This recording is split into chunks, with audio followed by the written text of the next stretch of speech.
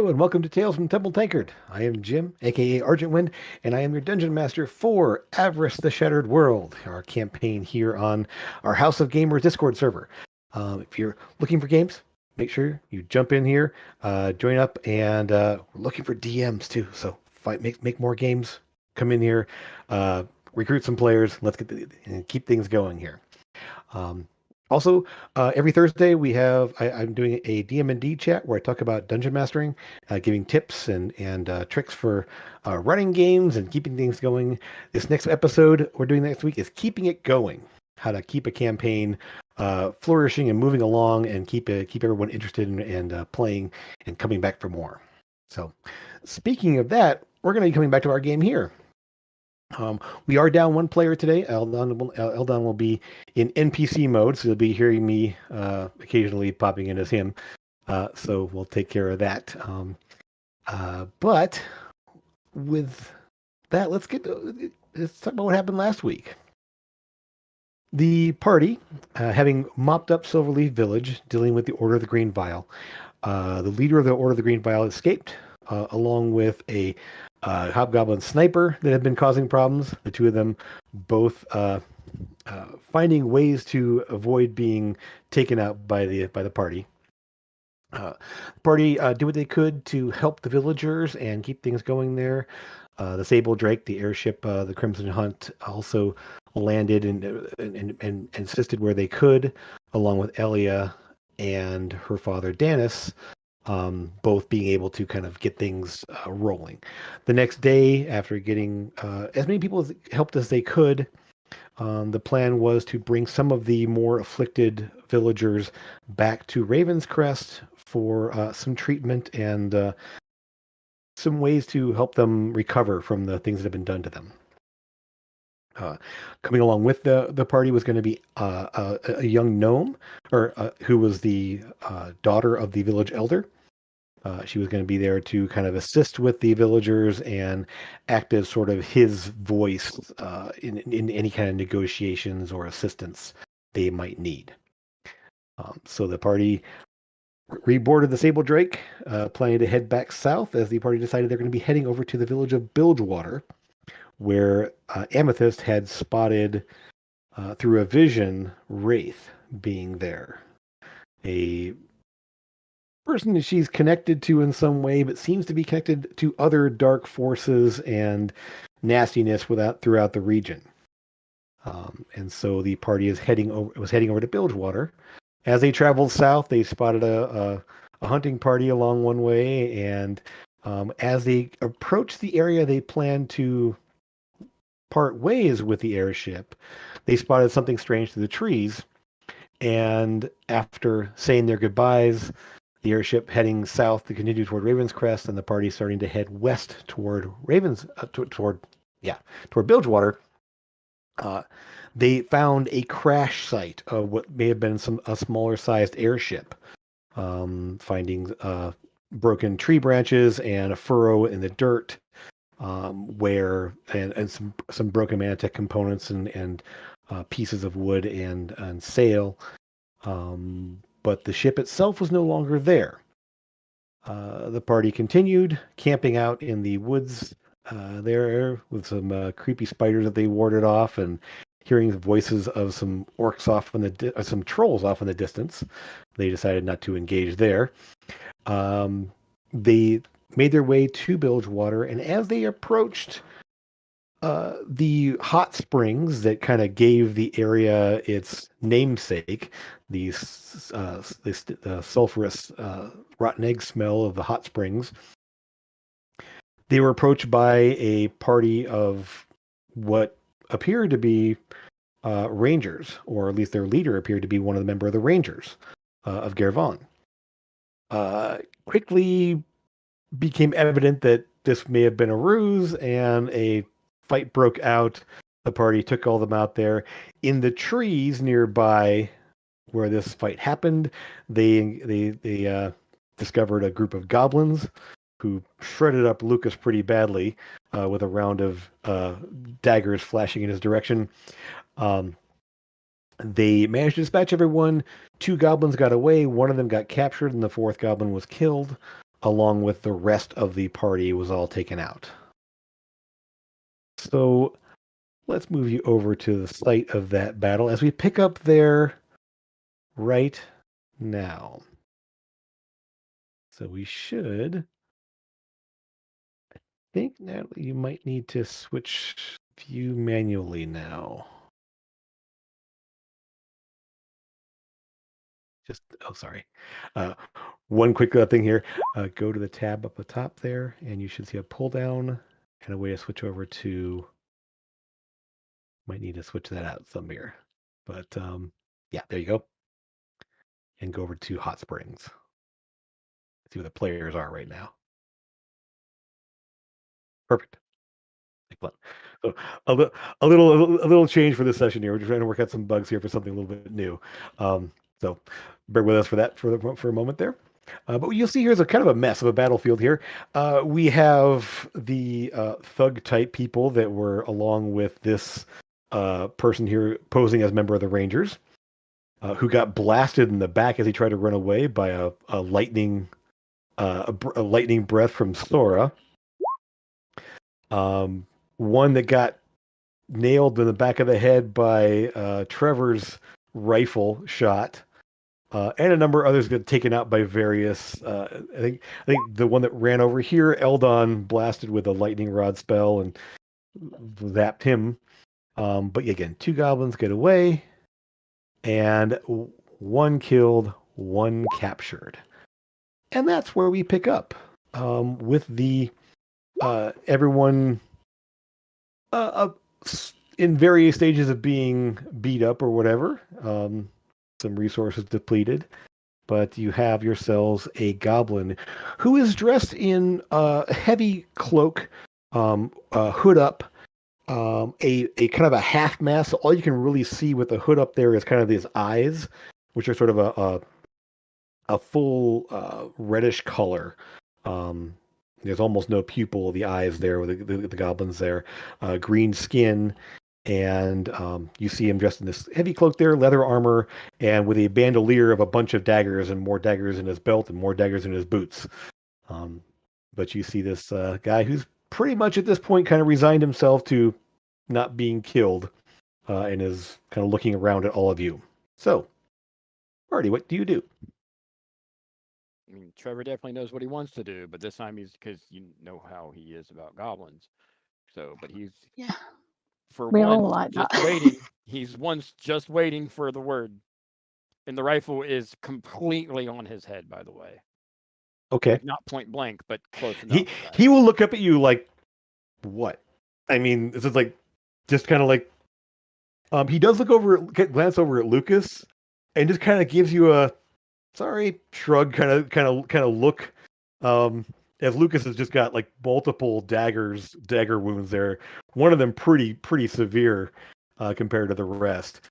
Um but there's a lot of cuts and stuff on Lucas still. Yeah, Lucas is going to initially use a sit-in to heal himself. Okay, cool. Go ahead. You go ahead and do that. Um, I and will so say, essentially, yeah, he's just kind of looking around, waiting for you guys to do something. At this point, he's not I, making any moves. He's essentially just kneeling down or sitting down, whichever you kind of put him in the middle of you I'll, guys here. I guess I'll look at him like I still am, and then I'll look over at anyone else. I'll still finish the conversation. But does anyone, before I ask him my questions, does anyone have any other questions they would like to ask him first? Well, I think there's only Lucas that can speak Goblin. Okay. Trevor can as well. Right, okay. I'm Yeah. going to cast Tongues. Okay. Um, what? Go ahead. That's fine. Lucas, how much further down are you? I've still got some healing left. I can heal myself for now. Are you sure? Because I got lay on hands, which is like free. Do you have a name, Goblin? 15 down then. All right, I'll give you 15. Okay. So you ask him his name there. Yeah. He looks up at you and Kamek is my name. Now let me ask you this: what are the benefits of us not killing you outright right now? Well, the fact that you haven't done it means I assume that you want to know some things. Why are you here? Because I'm paid to be here. Who's paying you? Oh, well, in the short term, He points over to the guy over here. that guy. But in the long term, some other people. How much are they paying you? He gives you a number that doesn't make any sense to you. Because like the currency they use doesn't translate, so Right. he's just like, I mean, it seems to be you do know that based on you know, probably know a little bit there, he's getting paid roughly like a couple gold a day. Right. Well, I here's mean, what I can do for you. more for specifics.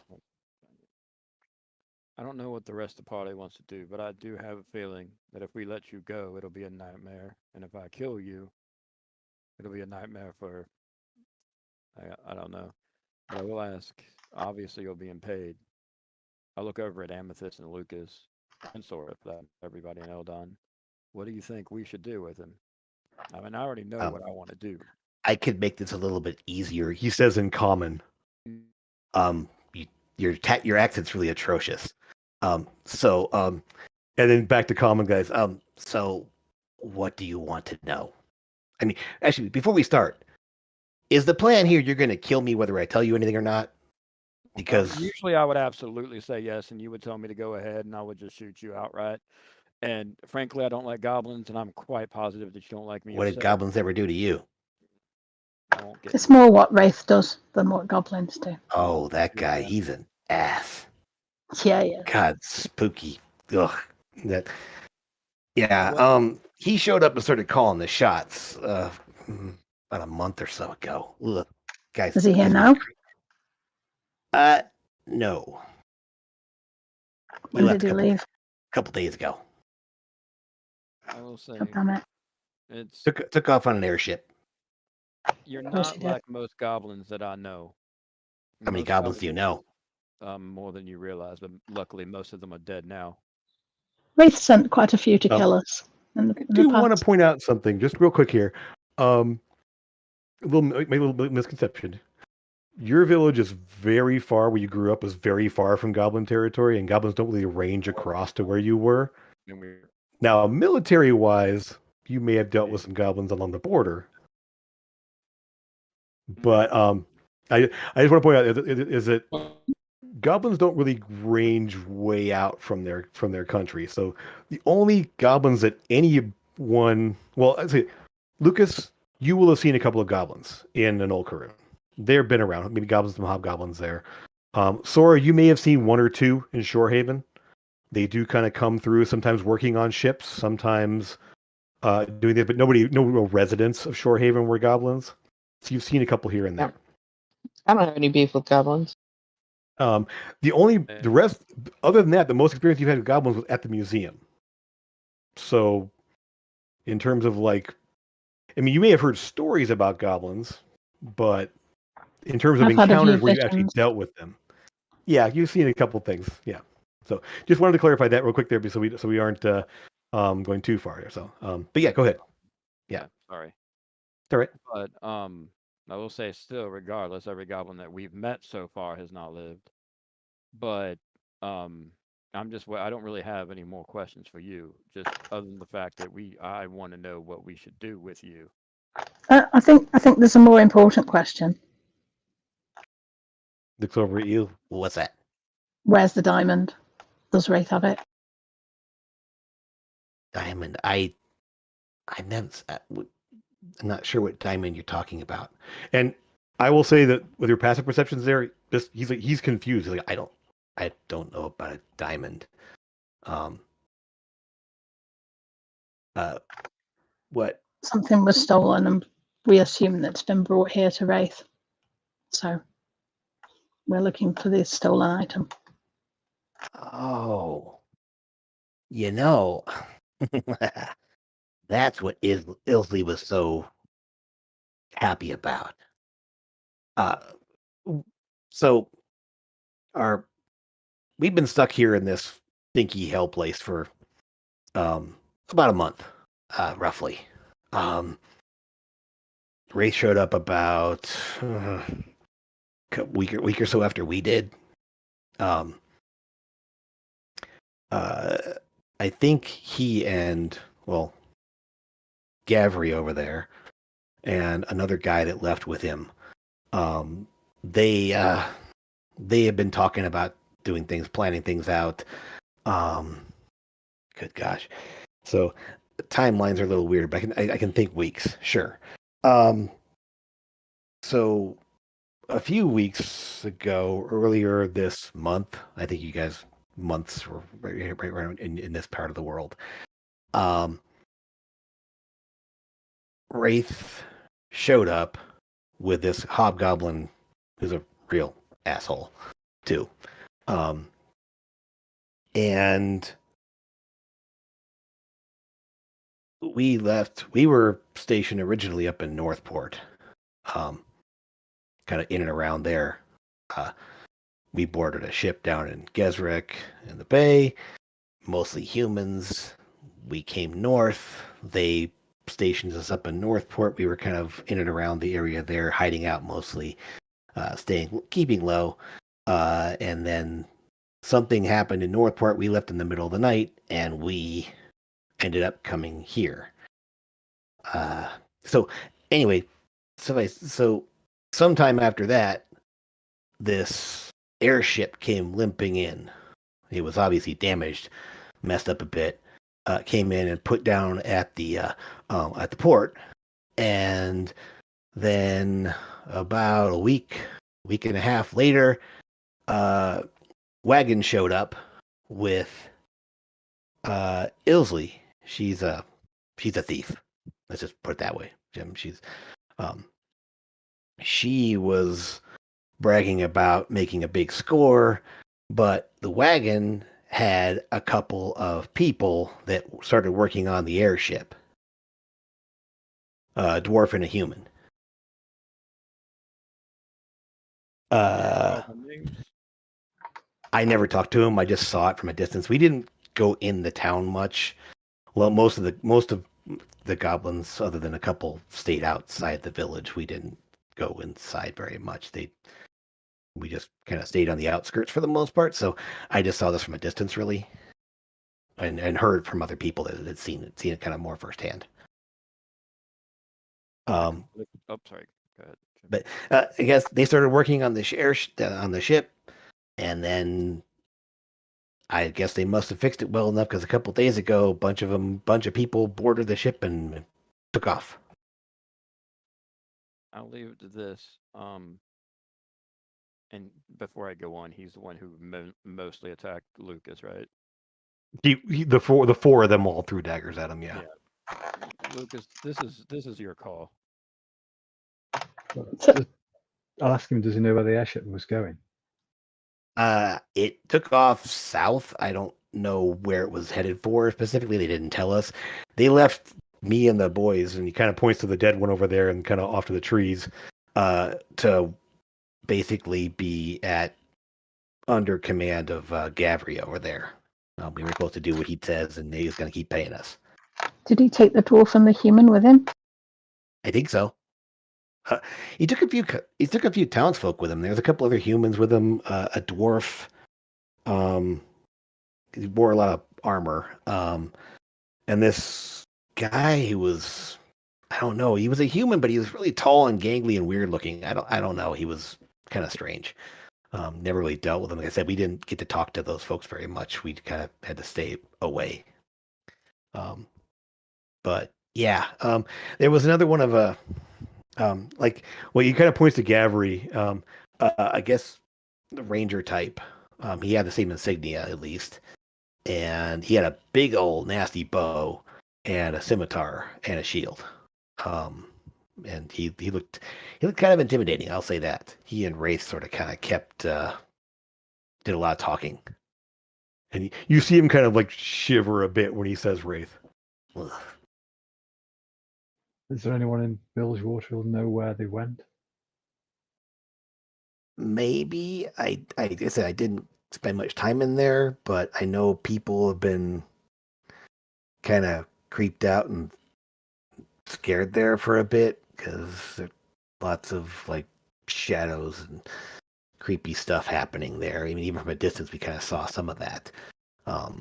But I don't know much about what they did in town. If we let you go, can you find out more information for us? I would be happy to. I mean, and he's sort of like, I mean, me being dead means I don't get to make any more money and clear any more debt. Well, I mean, if you're dead, you don't have any debt anymore. So, swings and That's true. roundabouts, really. Well, and I mean, the whole benefit to being here is that if we die, our debt isn't transferred to our families. So that's nice. You have a family? Oh, lots of brothers and sisters. Goblins have big families, but I don't have any kids of my own or anything else. But yeah, I will say this. And I would. Can the party and I convene like away from the goblin a little bit, and I'll just look at him. And yeah. I mean, he's just kind of sitting there and looking at you. You guys can move further away. Yeah. Can't You you also speak have to any of means. us telepathically? Yeah, you also have Yeah, means of but, being like, telepathic I with feel people I too. can talk to. Can I talk to everyone telepathically, or just one person at a time? Well, at one person at a time. I mean, you could just kind of like say, hey, we move over here or whatever else. I believe Amethyst could though. Right. Well, I'll Yeah. talk to Amethyst and Lucas Okay. at least, not to hold anyone down, but just to like go back and forth. They can convey the messages and everything, or I could. But I'll ask Lucas specifically. Like, I don't know why, and this might be a terrible, terrible idea. But what do you think about him coming with us possibly? Because if he leaves, there's no telling. He seems to be truthful this entire time, but we just don't know what is going to happen. And we One of obviously we could keep an careful watch on him. I'll take responsibility for it. one of them's Or he already might got not. away. One of them's already got away, so Who? two got away. So Yeah, too. another one loose doesn't make that much difference. What if this, That's a fair point. if we let him go and he gets us more information, then that can only be in our favour. Yep, that's a very fair point too. And I have another idea, one more, and then I'll let you all to it and decide what you want to do. But what about him? I'll double his wages that he's making now. And what if he can catch up to those other two unless they want to convey messages? Because he seems to be truthful. And maybe we can have him take those out if he can catch up. Obviously, we pay him or I would myself. What do you guys think about that? Or is that you don't think that's a good idea?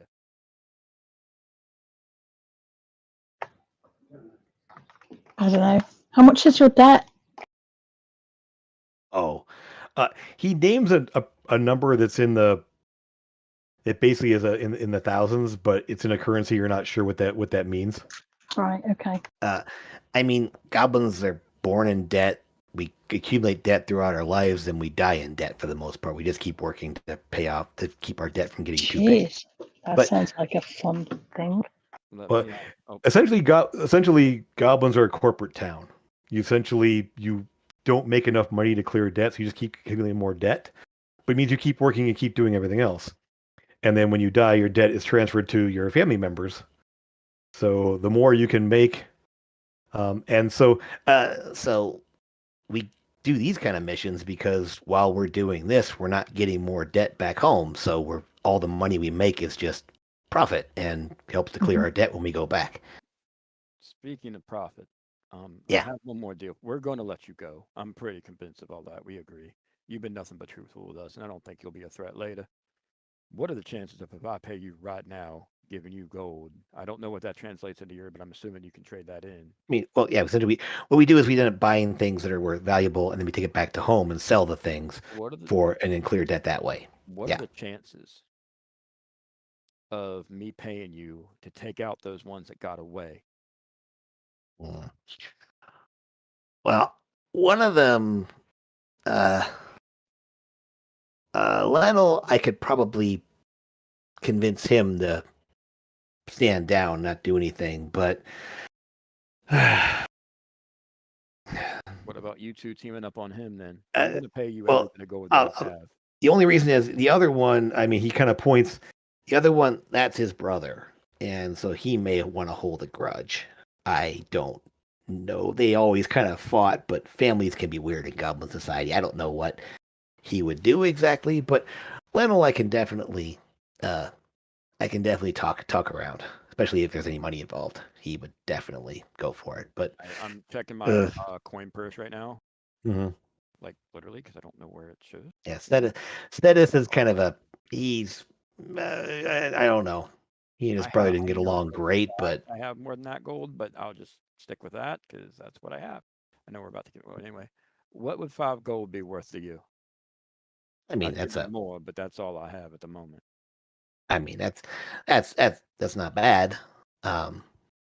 But I mean that's a couple of days at least, couple days. Would that be worth the trouble of tracking them down and going to it? Whatever you have to do. I just don't want any messages conveying, and a bunch more of you all getting paid to come down here and get Unfortunately, our contacts are kind of gone now. I mean these guys here were the only people we had contact with for the most part, and got no way of talking to anybody else. So we're kind of on our own right now. Here's what I'm going to do. If anyone else wants to say anything, I completely understand. And I hand him 5 gold. It disappears real quick. Yeah. I'm going to give you, I'm going to trust you to do what you sought out to do. I would love to tell you and threaten you if you don't, then I'll come at, but I don't care. I'm just trusting you to make it a little bit easier on us for a payment of letting you live on top of it and giving you some coin your way as well. I got a weird question. Are you How saying that out much? loud to him? Yeah. How much would it cost to tell people that you killed us? I mean, if anybody asks, that wouldn't cost much at all. I mean, what are you offering? Gonna flip him a small sack of 15 gold. This will do. Yeah, easy. And the sack disappears. If anybody asks, you took us down. At least you thought we were dead. At least. All right. Yeah, that's guys, easy. What I'm thinking is the guy took off a couple days ago. If you guys go back and tell them that you actually took us down, then he doesn't know we're looking for him, and we can go and get him sneakily. I mean, I know that Wraith and people he works with have ways of talking to each other long distance. It's how they kind of communicate things back and forth. They also use some sort of more, I think, mundane, because I saw him getting letters occasionally or sending things out like written stuff. So, I mean, but I know they have ways of talking because Gavry said he's got orders occasionally. This guy over here that I shot with my breath weapon. Yeah. I'm gonna go look on his person and see what he has.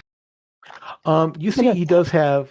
So he does have about 60 gold worth of loose joint, loose. I mean, of gold and silver mostly. I'm He gonna does. keep track. Sure. His cloak is sort of a brown and green, almost like a camouflage kind of style cloak there.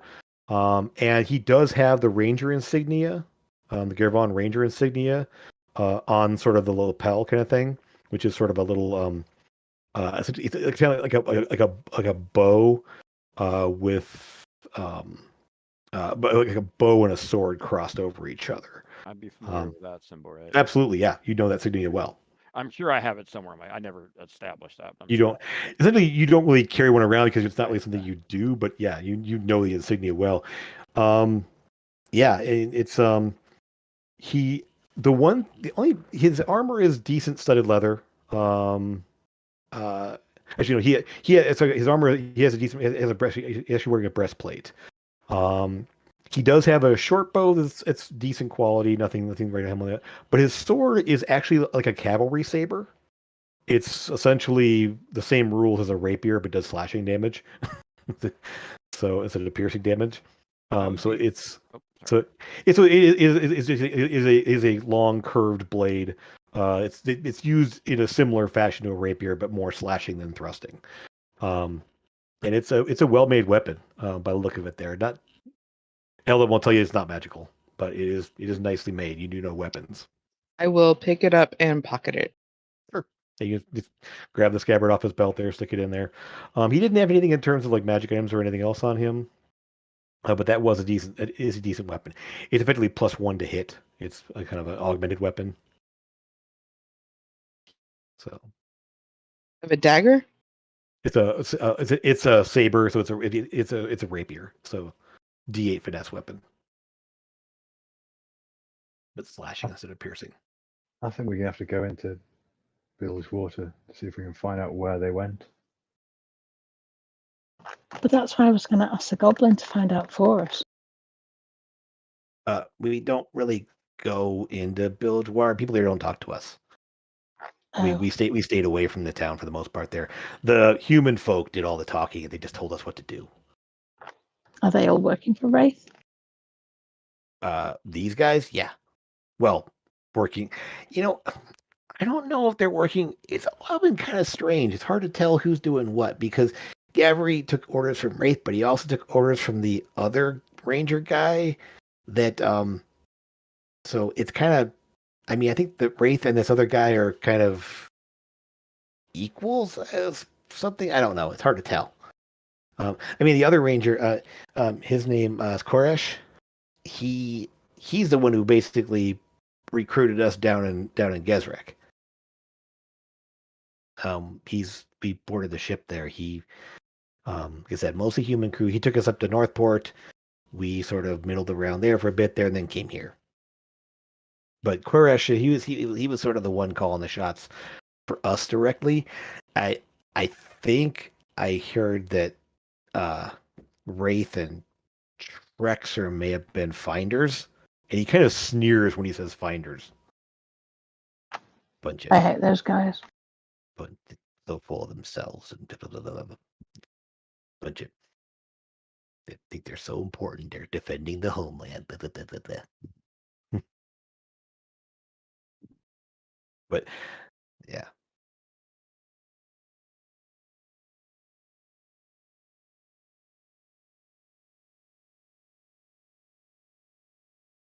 Yeah, he actually has. You do a quick count there. Those of you more perceptive there, he has literally 12 daggers on him. The 2 on his belt are more for actual like melee, but the rest are all throwing daggers. I rolled, assuming you wanted, yeah. But And actually, the dead one has similar. The one that's over here, similar things there. There's kind of bandolier throwing daggers, belts, daggers on the belts, and then 2 daggers and dagger in each boot. Who was this guy? He's just an archer. Human-looking, leather armor, longbow.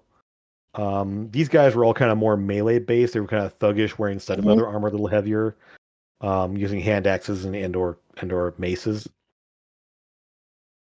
But yeah, these guys were obviously more like woodsman type long range people. These guys were more melee type people. Cool beans. Their gear is all very normal looking, nothing to write home about. The longbows are decent quality, but again, just longbows. well, if there's nothing else, I say we get a move on and part ways. What do y'all think? Was Ormond Montgomery here? Doesn't recognize the name. When you Okay. describe him, he's like, I don't think I've seen him. No. Okay.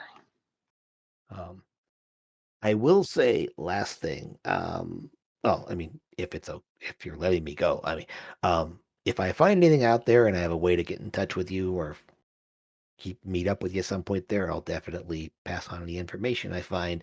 But that's assuming that the other two don't take me out for whatever reason. I'll do my best. But I will say that the town sometimes gets kind of creepy. I don't know if that's because of Wraith or something else or whatever, but I know that I mean it Creepy seems how? dark, kind of like especially at nighttime, it just kind of goes super quiet and I swear, like looking down at the town there, sometimes the shadows are moving on their own. I just don't like it. It's kind of a nasty feel. I kind of was happy that we didn't actually stay in the town. What time of day is it now? It's about 3 or 4 o'clock, somewhere in there. It was afternoon as you guys approached. How far is it from here to Bilgewater? Maybe a half hour or so, roughly. I mean, you take your time, maybe an hour if you want to take it slow. I mean, you guys were approaching with your horses, and they're still kind of like, I believe you were on your horses, so they're just kind of still over off a little ways. How long will it take you to get back and ask a few questions? I mean, I assume those guys are not too far away. Just I can use telepathic speech, but it only lasts for 9 minutes, a minute per level. So I could do that, but that is a bit of it's not very much time, is it? No, I mean, it's fine for someone who's like going off a certain ways or you kind of parting ways and you want to just check in a little later on, but no guarantee you find it within 10 minutes. I mean, within 9 minutes. I mean, Probably don't know much more than he does as well. They probably know more in the town. Yeah. Okay. I guess we're going to town then. well, Sounds like a plan. I'll hopefully see you again or not or whatever. and something that Lucas, you would have picked up on here. One thing that goblins, their names are all palindromes. Awesome. So like you had Chemic, Nesm or Mesm, Lessel was there in there, and so it's not true of hobgoblins. He actually, if you hadn't caught it there, just so you know, he did name Trexer as the other one. Trexer is the name of the hobgoblin sniper. Yeah. Because Trexer showed up just actually, Trexer has been seen in town. He has not showed up recently. I didn't know they were pound. I say we head to town then and see what information we can get. Yeah, before it gets dark. All right. Yep. Dark and creepy. And You creepy. guys- Yeah. All right. Thank you for your help. Just let the other goblins know we're not here to kill goblins, fight goblins, but obviously we're quite capable of handling ourselves. So Obviously, yeah. if you go back and like just glancing explain, at the destruction you guys caused here. yeah. I Hmm. mean, we only defended ourselves. We aren't here to attack. We're just looking for Wraith. That's all. So I get it. We're only doing this for the money. It's nothing personal. mhm. How do you feel about vampires and necromancers? Kind of like looks at you like, What? I was just wondering how you feel about them, Ick. because that's the sort of people that Wraith's working with, and we're trying to, Yeah, I get on top don't of that. like them. So, Again, I mean, I can't. I mean, I hope I don't have to deal with them ever because that sounds terrible. I mean, Wraith was bad enough, but he was just creepy and kind of mean, and yeah. it's not just creepy and mean. It's a lot worse than that. Take your word for it. I kind of glad I didn't deal with him directly. I just had to report to people who did and see him from a distance. Yeah. Okay. Yeah. So, I Off mean, you go. I know. He says there are about a dozen or so goblins that would have left with him. He did have some. There were more of us around, and the rest of them went off with him. The four of us stayed here. So, I don't think there's any more around. We're the only ones that got left behind. Don't know why, but it just is. Ilsley's with them. She's the thief. She got a little bummed because shortly after we got here, her brother and his partner went off and did some scouting and never came back. This score, this heist, whatever she did there, and came back recently. That seemed to lift her spirits, at least for the first time. Okay. You said his name's Garrick, right? This guy, Kemek. Kemek. Kemek. Gotcha. Well, Kemek, I wish you all the luck that you need. I'll do my best. Like I said, I think I can convince one of them easily. The other one, well, money talks. He kind of holds up the pouch and jingles it. Right. Remember, we died. Right. Horribly, terribly.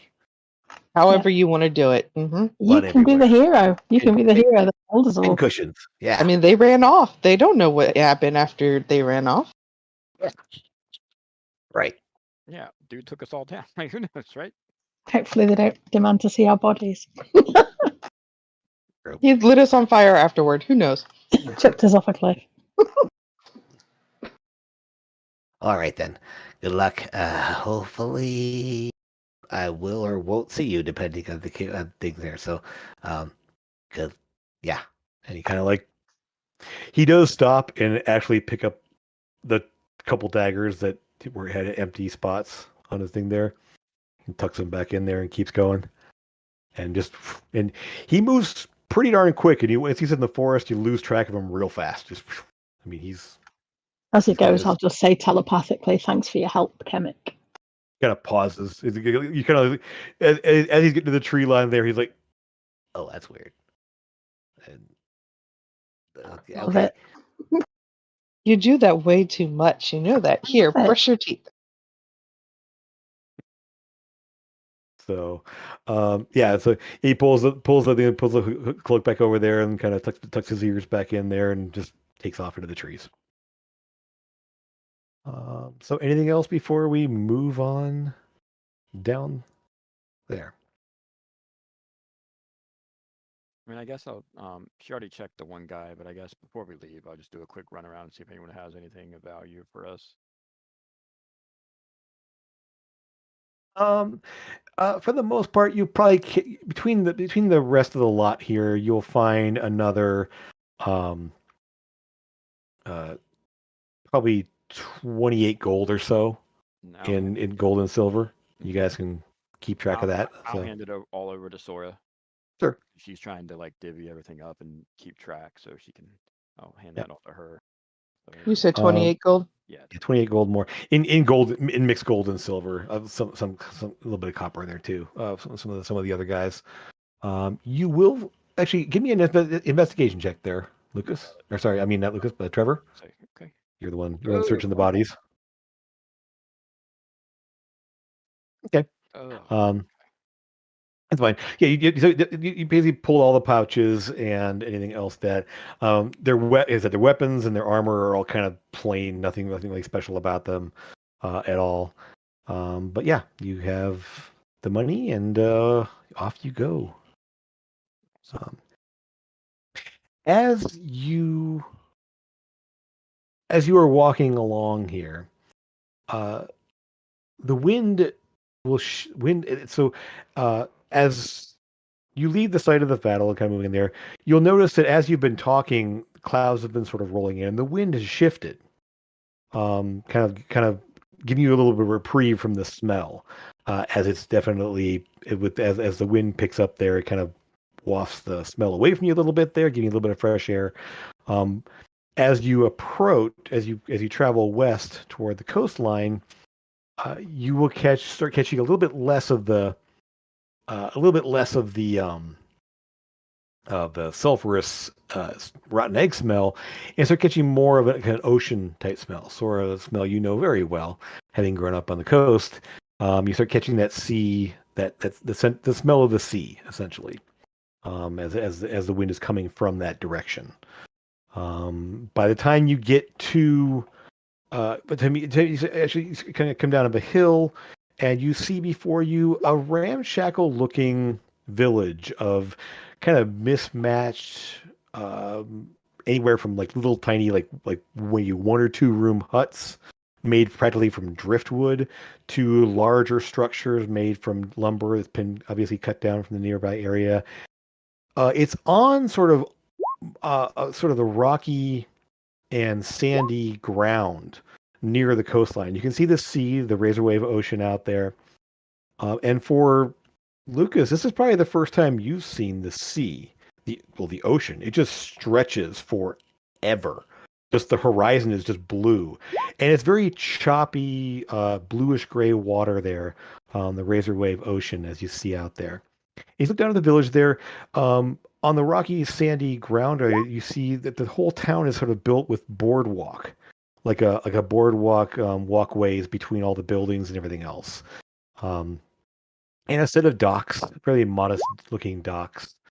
You can see um, effectively space for maybe a number of small fishing villages, number of small fishing boats there that are tied to the docks there, and one larger sized docks that might hold a medium sized ship or two. Um, you doubt this port could really deal with like a full size galleon or a warship or anything else like that, at least not at the docks, but smaller ships could definitely be here. And Amethyst, you do kind of looking down at the village here, kind of piece together in your mind about where the ship you saw in your vision would have been. Again, sort of a medium-sized Right. ship there, and it is not. And the dock where it was is currently empty. We'll move you guys over to a view of Bilgewater, and Natalie, we need to kind of move over to the next map. I'm just even creeped out being somewhere where I know Wraith has been, even though he's not here anymore. You need to. I like this map. Need to switch pictures there for the stream. If we can do that for us here. Let's see. Okay, and so one thing I will say that you're kind of up on this part of the map there, so on the right part of that, looking down this multiple little pathways and like trails through the shrub and as it approaches the coastline there, it gets more and more like sand and rock as you get down to the village here. There are more buildings and more like huts strewn about on to the left and right off the view here, but this is sort of the center of the village essentially. These larger structures down here. Um, the docks are off to the left of the map here, and one thing real quick. Let me just.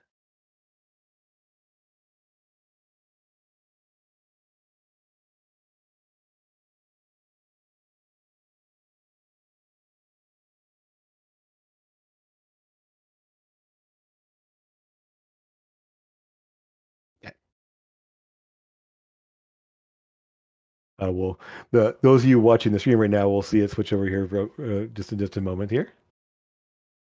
Perfect. There we go. Awesome. Uh, so, so you'll see sort of this one on the end over here is sort of the largest of the structures. It's sort of a little more long and narrow, with two-story structure there.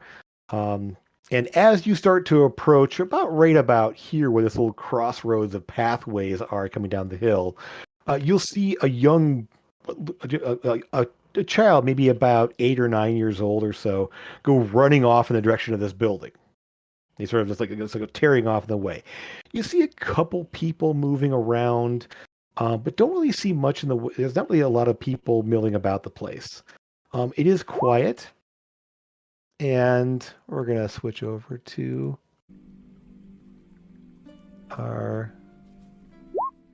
the sounds of our place here.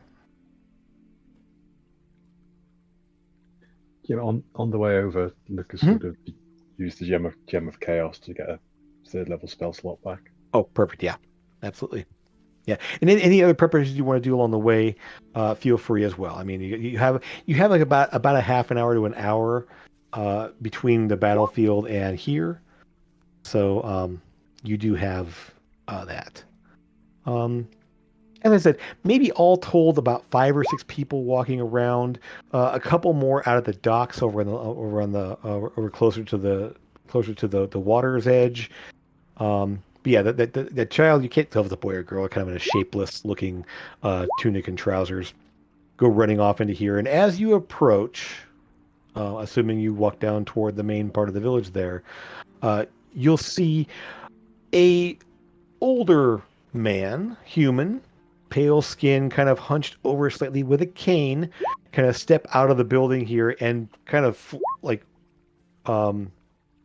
the young child, young there, kind of sits up on the porch and just kind of like sits down there and just kind of just crouch down and like they're watching to see what's going on. Behind the old man is a much larger, what looks to be a half orc, dark, sort of black hair all pulled back into kind of a tight, like a high ponytail, kind of like that. The definitely greenish tint to the skin there, kind of protruding lower jaw, and he's wearing what looks like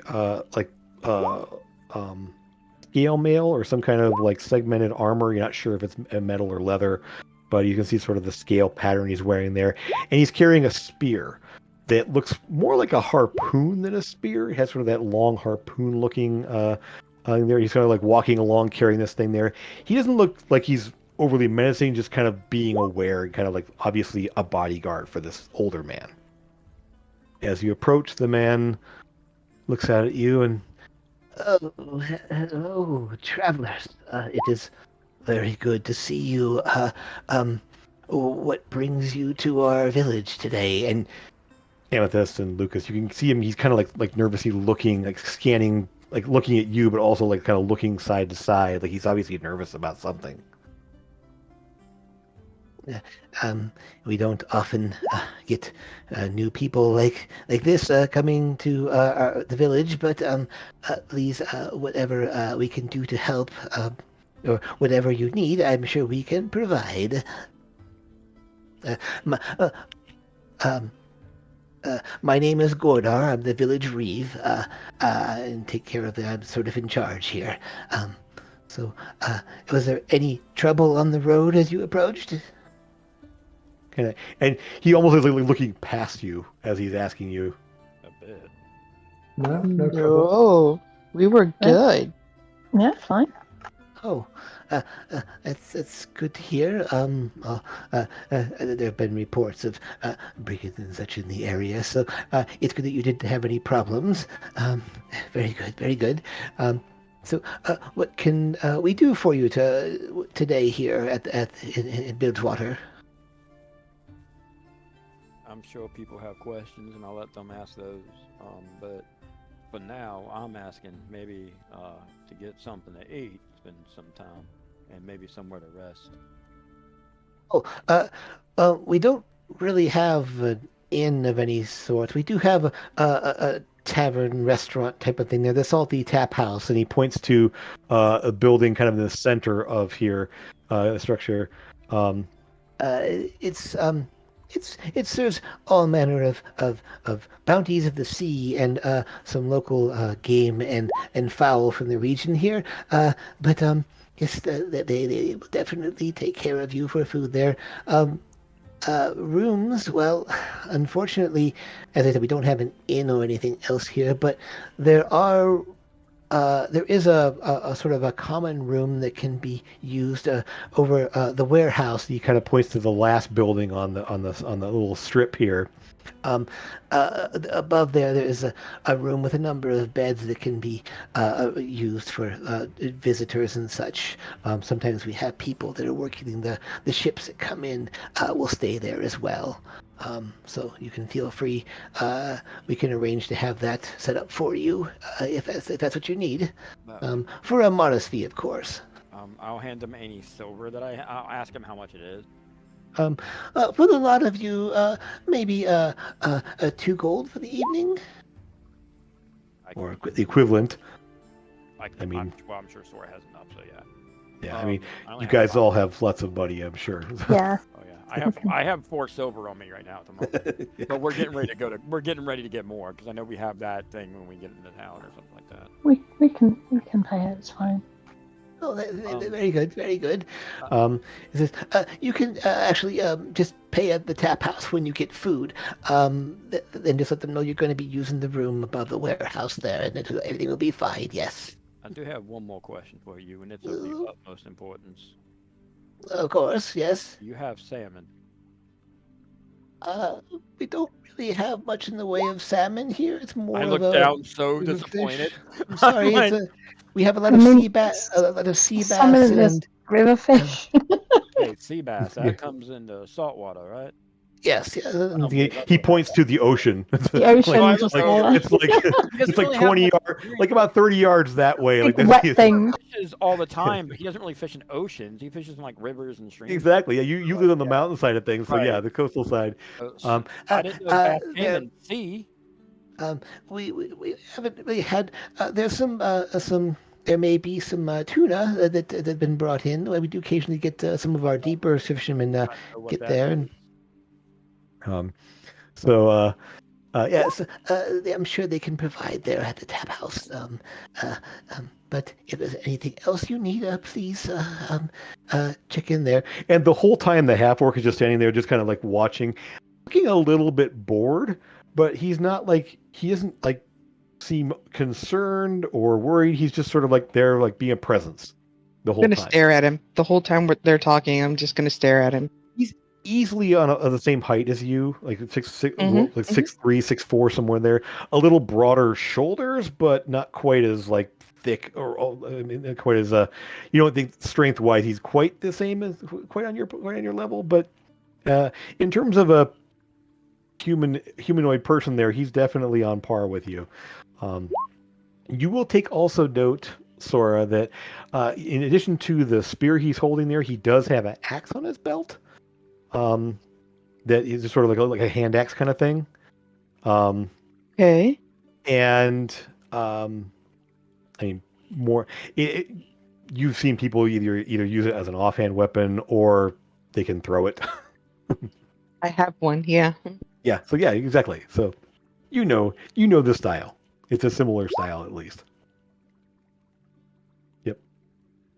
So and so as you look at him, he kind of looks at you and he kind of does the appraising like sizing you up kind of glance, or just gives a nod.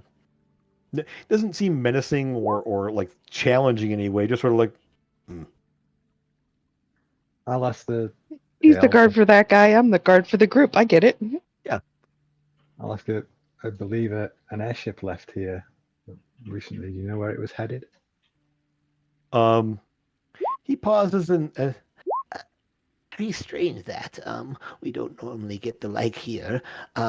As far as I know, it was heading south. We didn't have an itinerary for the people there. They were here for a time and sent in for repairs and resupply, and then headed south. That's all I really know. We don't have a. They're not required to make a log in the. Like some of the larger cities will sometimes make a port of call and set an itinerary for ships coming and going, but we don't do that here. It's Did they not mention where they were going? I don't really spend time with the crews of the ships that come in very much unless there's something that they need. and at that point he's stopped. As you guys have been talking to him and as he's been in there, you see his focus has sort of like gone from like looking around for anything to kind of just focusing on you, and sort of now it's sort of like he's looking at you directly, at each person there, kind of looking you over, and the nervousness has somewhat faded. I mean, he's obviously still an old man, but he's not really acting as nervous as he was when you first arrived. I'll thank him for the information. Of course. So, please enjoy your stay. If you have any other information, I'd be happy to provide. Just keep in, enjoy. And he kind of looks up at the sky and like, oh, maybe getting a storm, but it's always good for clearing out the air. I know visitors here sometimes complain about the smell. We get used to it after a while, but it's nice when we have the ocean breeze to get to a change in the wind is always nice for a reprieve to the more fragrant aspects of the inland areas. um, and Is there anything that we need to be aware of or be aware of? No, the town is very pleasant and quiet. The townsfolk will provide. The tap houses will have good food and drink for those who wish. And but there's not a lot of services here. He does point to the provisioner there. He kind of points to the one across from the tap house there. They said they have basic supplies in terms of like dried fish and rations and such if you need to refill any of your stocks. Um, uh, they will have most things you need. The airship did take a number of resources from there, but I'm sure there's enough for you, for your small group here. I'll definitely grab some dried fish and some fresh fish too for Kodo and Kodo. Okay. I mean, yeah. So so you gonna head off to the provisioner, or you gonna? Yeah, I would say Yeah, we'll see go what for they it. have. Yeah. Okay. You get the provisioner there, and there's a number of barrels outside, and you'll take note as you approach there that the barrels are pretty much empty. The barrels and crates there they are open. The barrels are obviously empty. But they're all kind of sitting outside there. And as you walk into the provisioner shop there, he's not kidding. The shelves are pretty bare.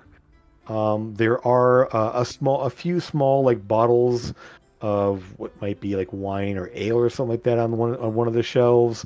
There's a barrel of what looks like little pre-wrapped packages of something, but it's obviously like half empty, and those are sort of prepackaged fish, like dried fish. They're kind of wrapped up in wax paper and tied off. So you basically gonna get individual like servings of dried fish essentially there.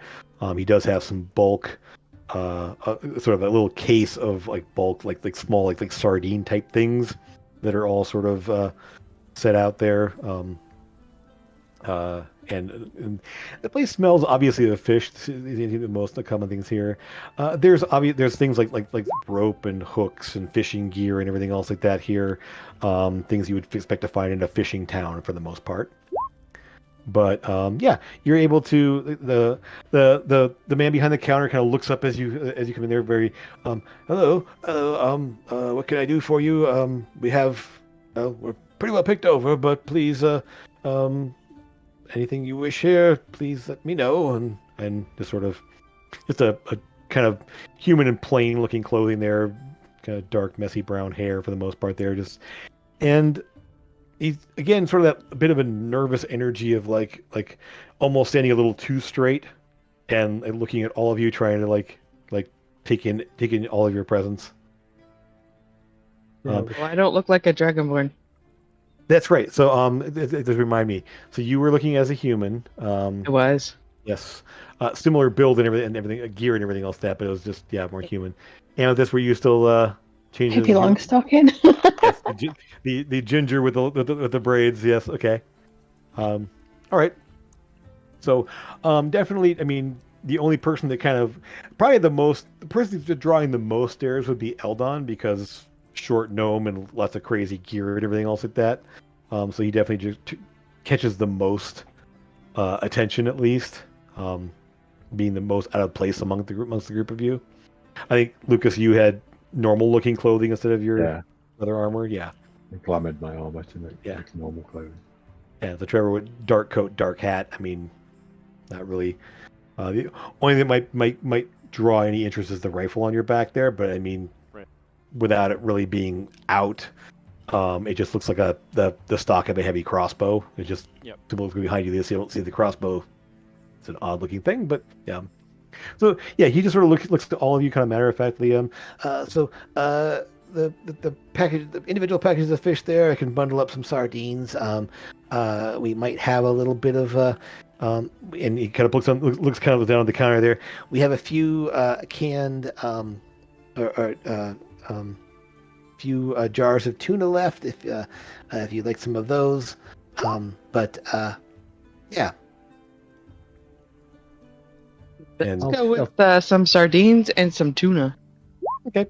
He hands you kind of these clear jars, like mason jars, basically, with tuna in there and some kind of oil or water. You're not really too sure. But he hands you he puts two jars out on the table there on the counter. Bundles up a bunch of sardines and kind of wraps them in some wax paper there and bundles it up there and puts it on. The individual things are just dried fish in the barrels there. You can grab some for Kodo and Poto, and I mean, all told, comes to for all of it would come to about a gold. Right. Yeah. Okay, I got that. Yeah. Thank you. Lucas will chat to him a bit, and Okay. he'll mention that the village elder said you were cleared out by the airship. Oh yeah, the crew they seem to need to a lot of provisions and took a lot of my stock. A lot of what I have here now is what I had in the process of getting dried or canned or whatever else. And so it's not like I really, they pretty much took everything I had at the moment. And then this is what I've managed to restock in a few days. They must have been going on a long journey, you reckon? Yeah, it seems that way. And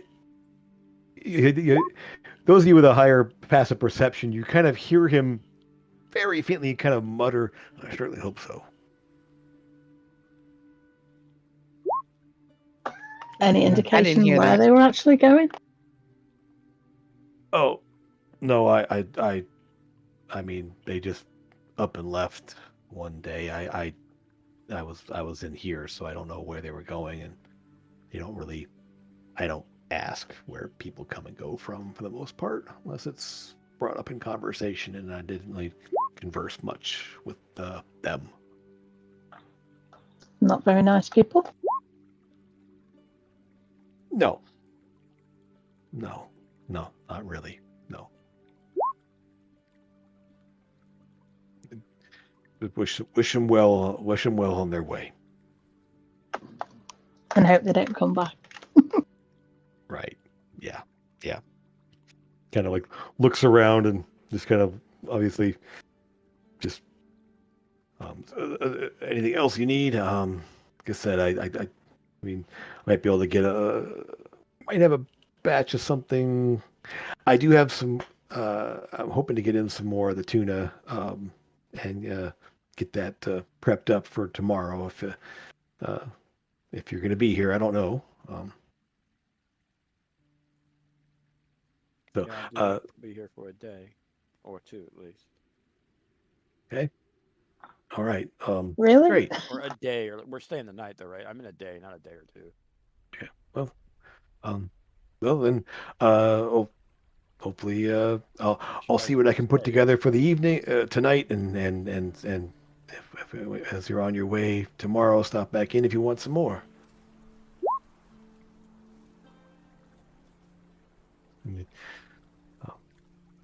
Uh, take care, and if there's anything else, stop back in. Thank you very much. Thank you. Yeah. And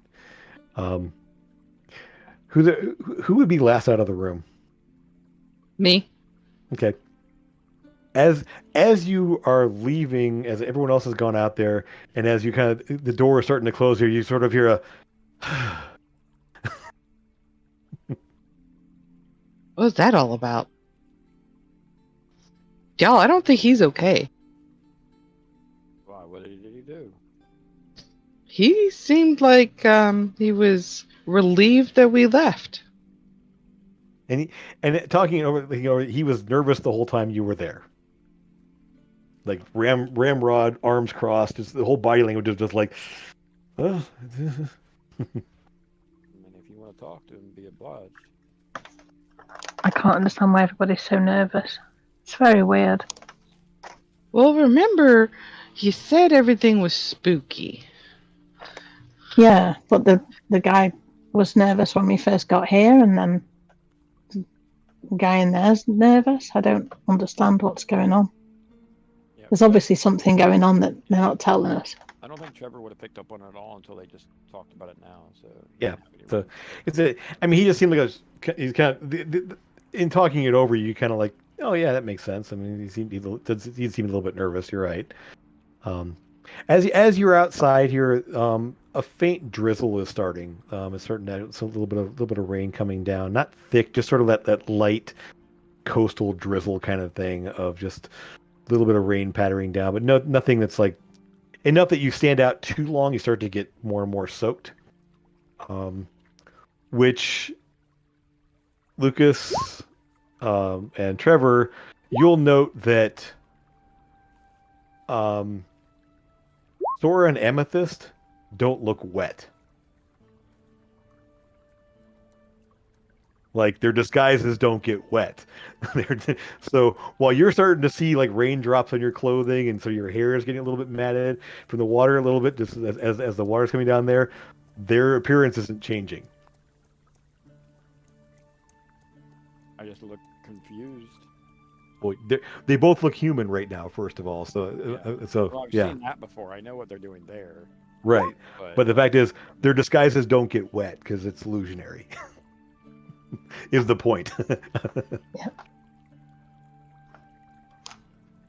I feel wet though, and I don't like getting wet. Yeah, you're definitely like you got to feel that the drizzle kind of coming down, and again, right across the street there, this is the Salty Tap House, and there's no sign on it. There's just a big set of door, kind of a big one single door, some panes of glass in the door, and a couple on like a couple kind of high up on left and right of the door there. Let some light in, but Question, Jim. Yeah. You said my appearance changed, but my outfit still remained the same? you can change it to a degree. But like you're still carrying a hammer, you're still carrying a shield. You can't change. So you don't look like you're wearing armor currently, but the things that you're carrying in your like the things you're like the weapons and armor you're carrying still look the same. The disguise doesn't change the things that you're carrying. Right, so why wouldn't that get wet? Those do. So I mean, Okay. like the hair that your current their human appearance currently has isn't getting wet like Lucas is getting wet. I get And Ilana you. and Trevor. I have a like- shield though. Yes. So the shield the shield you're wearing is getting wet. The hammer is getting wet, but none of your clothing that you're wearing and your hair are not getting wet. No, you're getting wet. It just you doesn't are. look like you're getting wet because of the glamour that's on you. That it's because it's not real. I think mine would just be beating up because obviously I would be treating my leather with Yeah. ink oil, but it would definitely still be there, but it'd be more especially like if it was raining, it'd be like just literally rolling off pretty much. Yeah. But, I mean, it is kind of beating up there but then it does Okay. kind of like as it beats up enough that it starts to roll off there, and the rivulets and everything else yeah, come it would off be come off treated you. like I mean I assume like I don't know what if mink oil Oilcloth, is yeah, but yeah. like, yeah. Yeah, effectively. Yeah. All right. So anywhere else you want to go, or you want to head to the tap house? What's the plan next there? Tap house. Tap house. Okay. Tap house. While we're going to the tap house, do I still see that old man and the orc? No, they seem to have gone back inside. They came out of the building on the end here. You assume they're not outside anymore, so you assume they're still in. They went back in. You don't see them on the main street anywhere. Amethyst, give me a perception check.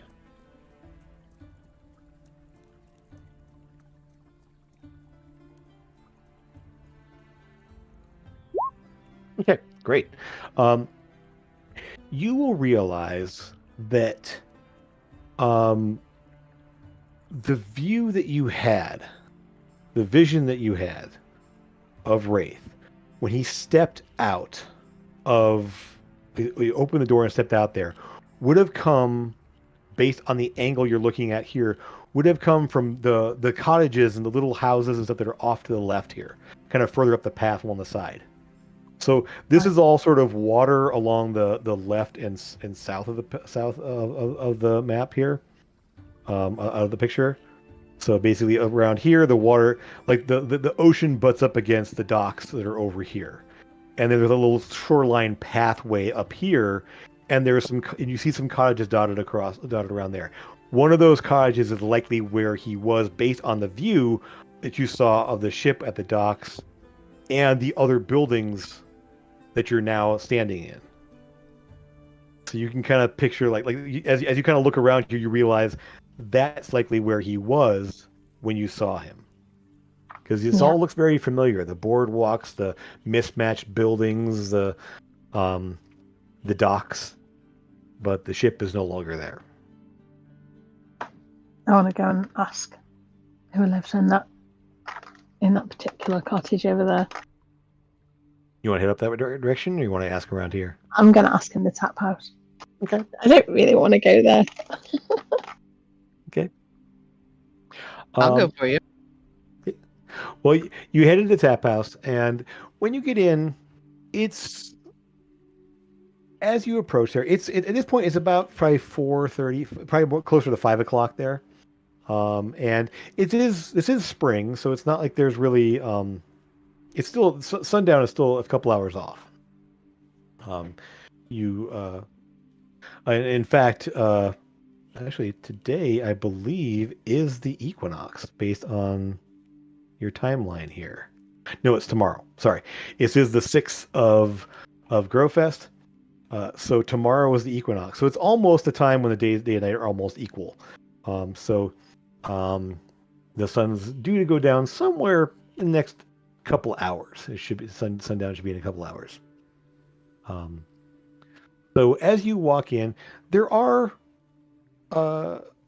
you walk into the room there, and it's basically just a bare wooden floors, plain wooden tables, about 7 tables total of different varying sizes, where you can see maybe squeeze 6 people in chairs around it, to little small tables that would be only but comfortable for maybe 2 or 3. But there's about 7 tables scattered around there.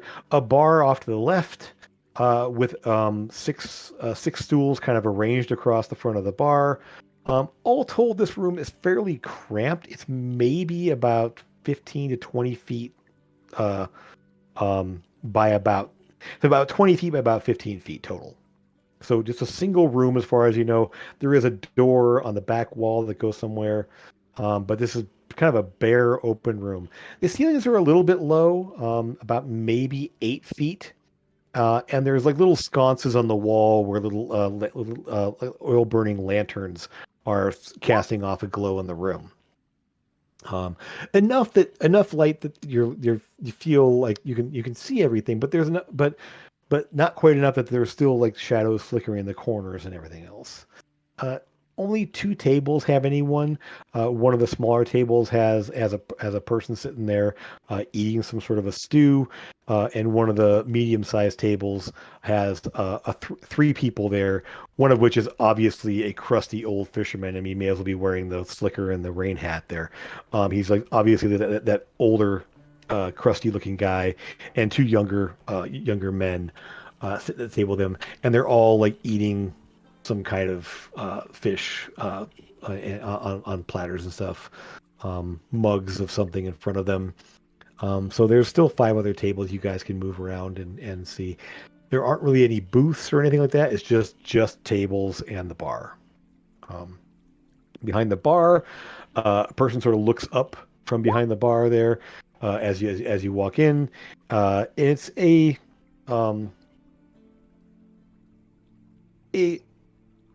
kind of difficult to tell race, gender, sort of humanish, elfish, male, female. It's hard to say. They're in a very shapeless looking outfit. No real facial hair kind of pulled back into sort of a little clump in the back there. I wouldn't really call it a bun because it's not neat enough for that. Kind of black hair, pale skin. They're just working on something behind the bar, cleaning something. They look up and, take a table wherever you want. whatever you like. Want food? Come on up and let me know. I'll get the kitchens to make you something. But welcome. It's sort of as a question almost. Welcome. And, just kind of waves two empty tables there ahead of there to go sit wherever you want. Got any chowder? Yeah, actually, it's pretty good. Want some chowder? Yeah, please. Okay. Want some, Sora? Yeah, I'll take some. Okay. And like milk. Do you have milk? Kind of looks at you. Goat milk. That's okay. Oh, goat milk's great. Okay. You go for it. I'm lactose intolerant. The kitty doesn't like milk. That's ironic. Cats are lactose intolerant. Yeah, they don't do well with it. So She can have all the ale and I'll drink all the milk. That's how this works. okay. Goat's milk was They lactose. take your orders and essentially you see them like go to that back door and the back door of the room there and kind of like step in for a second there, come back out, and they do have however many bowls of chowder all kind of in a, can you see kind of steam rising from it as you move there.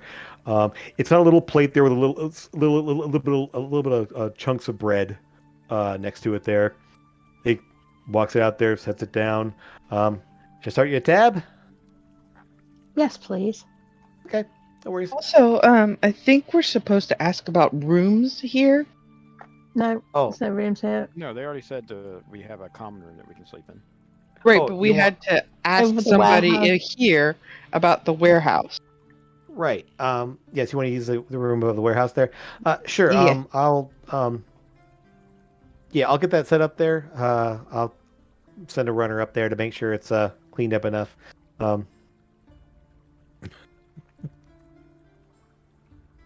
Yeah. I'll add it to the tab. It's fine. We'll get it taken care of. Sure. No problem. So drinks, whatever, if you want. We do have a nice, let's see, kind of things in here. We do have bass. We do have tuna steak. And I think we might have a couple of halibut left, if you're interested in that.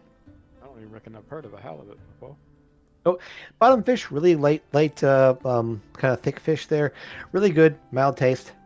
If you don't like fishy fish, it's a good one to have. Kind of seared up in a pan. Looks really good. I'll definitely try something I've never tried before. Okay, good. So halibut, and so We should probably just have some just for the halibut. I hate everything about Oi. Okay, just and they just sort of like turn and look at you and just No. deadpan stare. All of us do. All of Yeah. us. Never heard that one before. Yeah. So Apologize. just sort of like, yeah, you went there. And so they head off there to go back to the back door there. Again, food, drinks. The fish is actually really good. The chowder is really good. Like a lot of flavor. The fish is, I mean, sorry, you're from a coastal town, so you know fish in a coastal town is going to be good. Here it's well made, it's well seasoned, it's well prepared. It's kind of shocking when you sit down. It's probably one of the best meals you've had in a while. Trevor's like trying everything at this point. Like Yeah, We should have brought Reese with us. Eldon is sort He of like would've just loved this. plunked down there, and whatever food is in front of me, just like kind of like putting it in there as he's literally at this point he's taken his Mizium generator off and is fiddling with dials at the table, and he's just like literally kind of like, okay, right, and put this in here, and right, and just like No liquids. Somebody get that man a sandwich. he's like, oh right, and he's kind of reach over there and like shovels some food in his mouth there and back to work there, and says like, and okay, and starts to shovel it back on. The bartender, as they bring whatever refills you're bringing out there, kind of like goes to say something, and just kind of like waves it off there and back to work there. As you guys are eating, a couple other tables will come. Some other people come in, use the tables there, but there's still probably 3 tables that aren't touched. The one that was sitting by himself there leaves. The ones that come in are kind of stomping their feet there and kind of there as they're obviously obviously pretty soaked there. Moves off to the side. Just not even to dignify that. No, just no. Just if you're able to read chat right now, those of you out there, you can see the terrible stuff that's happening there. We're not even going to acknowledge it. So yeah. Other than that, So unsupportive. So, uh, uh, so obviously, as the people come in there, the doors open there, you see the rain's coming down a little bit heavier now. Definitely, you can kind of see actual rain coming down outside. You have yourself a pretty good meal. Go ahead and, in general, give me some insight checks all around. I know not everyone's trained, but it's okay. Go You ahead and give me... know I'm not good at that. I know. You can still roll well. That's the thing. You're funny. I mean, you usually don't, but you could. And Eldon won't even roll because he's so absorbed in what he's doing, he's not even paying attention. So, right. Nice. Okay. Man, we all rolled well. No. So I will say this: you sort of lost in the the food reminds you a bit of some of the better places you went to at home, and so you're just kind of like thinking about home, thinking about the food that you're having there, some of the better seafood places you went to back home there, and so it's very reminiscent. So you're kind of lost in the thought around that. The rest of you, as you're eating, you do sort of notice what's happening around, and as people come in. There's a varying mixture of looking at you guys with what might be fear, suspicion. At least one person looking at you sort of gives a nod and almost looks hopeful. It's sort of an odd mix of emotions and sort of reactions to your presence, at least. However, at the table where the fisherman and the 2 younger men there, they will finish up at some point there, and one of the men, as he's leaving, just sort of looks at you, Lucas. Trevor and Amethyst, you notice this, one of them kind of looks at you, gives you a little bit longer look, but Lucas, you can see there's just a little more intensity to his look. Like there's almost a look of maybe anger or hatred, almost like he's kind of that the eyes narrow slightly. He's looking at all you, like not so much like sizing you up, but just sort of like, and just sort of head as they're heading out the door and leaving. So something you definitely clock, at least with from that person anyway. Bartender doesn't seem to be so concerned about it. They're just going about their business, serving, doing what they do. Doesn't really spend any extra time there. At one point, you'll actually see that same, the same kid that you saw earlier will come like running up there, and they'll lean down and talk to the kid, and the kid just goes running back out. Shortly after that, they'll come over and anything else you want. We made sure that the rooms are prepared. Just verified that things are ready for you if you want. Essentially, you just go in the warehouse, give a knock, they'll let you in and take you upstairs. Thank you. All right, then. If I kind of chat to people? Are they chatty or Oh, absolutely. I mean, some people there will talk there.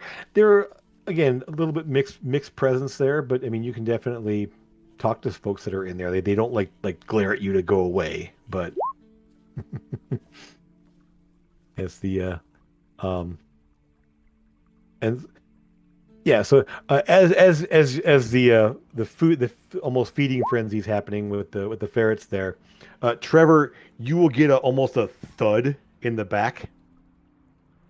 In the back? Yeah. Oh, I turn Just around. no, and you realize it came from inside your pack. Because Chesty wants food too. Oh, I already gave it to her. Oh, Gave it to him. I said, yeah, no, up there. Yeah. it was ways up there. Okay, good. Yeah, I didn't. yeah, no. Chesty definitely got some. Yeah. Every time I eat, he eats. Okay. Essentially, you just kind of drop it in the pack there, and just kind of reach over your shoulders, like let it go, and you all kind of hear the. I'm all like, easy. Yep. And Yeah, don't be so- getting a mimic out of your bag, for God's sake. No, I did not. Yeah. Essentially, I will say this then: instead of getting a thud there that you were ignoring them, it's sort of occasionally you get a little bit of a thud from wanting more. Yeah, I thought you said a thud from the back. I was about to turn around and shoot Well, somebody. it's so Jesse's in your pack, so Yeah. on your back, I assume. So every now and then there's sort of a thud. Him moving. So Lucas, go ahead if you want to talk to anyone there. Just trying to see if anyone might know where the airship went. And if they overheard them talking. You definitely get mixed reactions to that. Some people are more. Some are more like, kind of like in awe the fact that an airship was even here. Some just sort of like that kind of narrowed. One of them will be more of an impression of like, good riddance, get out of here. We don't want your kind here, whatever. Kind of thing like that. Fancy folk and their fancy stuff. And you will take note that that person kind of glances and glares off at Eldon a couple times. As we say, like fancy folk and their fancy stuff. As Eldon's got all the gear all over him, everything else is very, very obvious. Not like hostile, but just sort of like that newfangled stuff there, kind of that boomer mentality. Okay, Boomer. Yeah, exactly. And then go ahead and give me one more insight check then, because you had a high one before there, but this is sort of like a specific one talking to specific people. Who was it? Sorry. This is Lucas. Yeah, you guys are kind of doing the thing there. All right. Same thing, man. Nice. Yep. So Lucas, you will, in a similar way you saw that guy glaring at you, just sort of like this cold stare. Like, you shouldn't be asking about other people's business. We tend to keep to our own here. We don't deal with those that cause trouble and such. We're not causing trouble. We're just curious. Well, I think that time will tell on that, but hopefully you're not staying very long. They definitely overstate their welcome. Oh, we're definitely not with them. This kind of nods.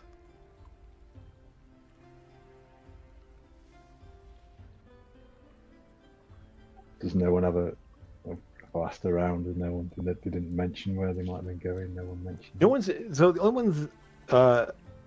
They all sort of like. The only thing you would get is they saw them go south. None of them seem to have talked to them as far as you can tell. Again, it's one of those things of like, if the ship didn't make their presence there, didn't tell people where they were going, they wouldn't have known for sure. So a few of them at least would know the direction it went, the same as you. But unfortunately, one thing you will get is there was also a wagon that came into town. and it left about a week and a half ago and went roughly. Actually, tell you about it. Wagon came into town. It would have been fix that. A little over 2 weeks ago. It stayed for a few days, and then some folks left and went, and then the wagon turned and went. They say in the direction of Northport. That's the only road that goes that way. Don't know who's on it, but essentially they wagon arrived. Some people showed up, and I guess we'll call this person a little bit more observant there. A couple people from the wagon started working on the ship. Seemed to be fixing it up, and then a few days later, some people got the wagon tepped. They kept working on the ship, but the wagon headed off toward Northport.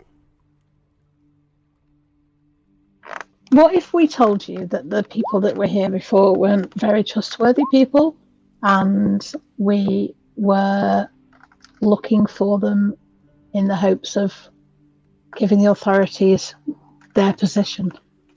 Would that make you more helpful? Let me ask you this. So you have a mixture of people that seem to be scared, seem to be indifferent, and some that seem to, at least a couple that you clocked that seem to be a little bit hostile. Mm-hmm. Which one are you asking? Scared, indifferent, or hostile? The scared people. Okay. I'd say good. They aren't good people. We glad they're gone. Really glad. And if we can possibly help it, we can prevent them from coming back. Why are they still scared then? If Because they left. Wraith's just been here. Right, but he left. If he's been here, they might still be worried that he might come back.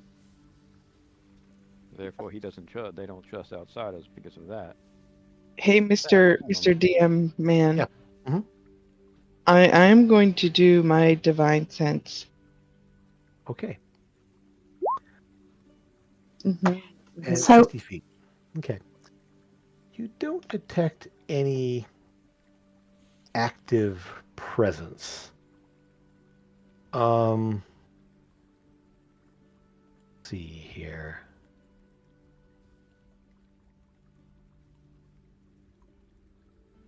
Wait, no, you do. There is one undead presence. Within 60 feet of me. Yes, in fact. You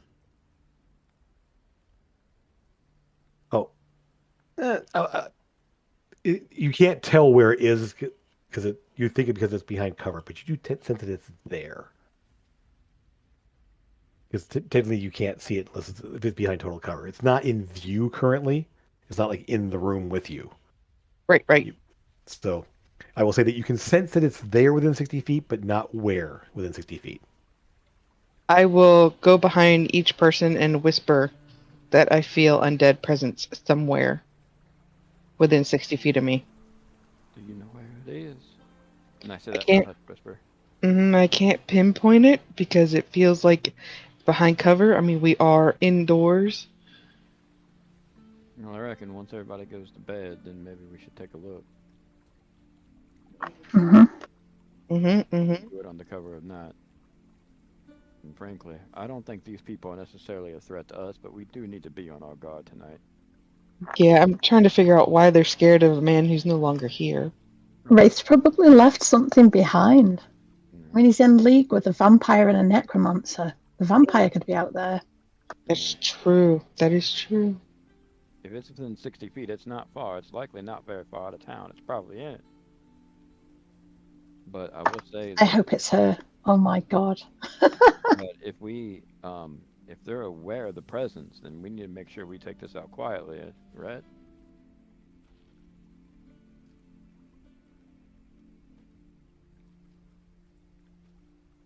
Yeah. As quiet as we Yeah. can, and it's preferably not in town. Maybe on the outskirts of it a little bit.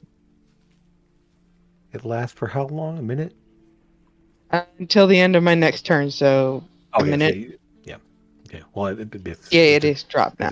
it's more like a ping. So you got to ping it. Okay. Right. Okay. And because I mean, it says your presence. Oh, we lost. Oh, we lost Sora You there. just kinda One leave. sec. Yeah. Oh, maybe. You back, Nance? Yeah, it did an update. Okay, yeah. You turn your camera back on too.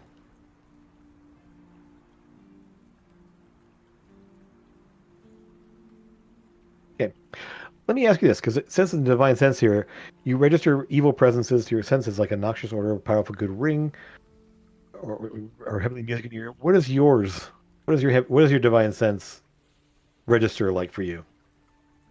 Um, Probably the voice of Bahamut Okay. or something similar. So I would say this is more almost like that low sort of growling breath that you hear sometimes. And it kind of gives you a general direction or where it's loudest or where it's okay. Yeah. Okay. Um, so yeah, so you basically heard that. You recognize it as being undead. Again, couldn't pinpoint it because it's not currently in view or Right. so. Yeah. It's covered. Yeah. All right. Um, Can I get a sense of if the people on the airship did actually speak to anyone? Did they come in the tap house or? let's see. Based on the kind of nonchalant attitude of the bartender, and that people sort of aren't like looking like into the corners or looking at anywhere specific in the room, you don't think they spent much time in here. You get that general impression there, because typically someone who you would say that you gotta get the impression if someone is like used to seeing someone in a place, their eyes are gonna flick over to that spot. And with your high insight checks there isn't like they looked to any one place in the room where someone usually sat or where they saw someone specifically. So you get the impression that they didn't spend much time in here, unless people are really being really good at disguising it. But you feel that they didn't spend a whole lot of time in this room, at least not that they know of.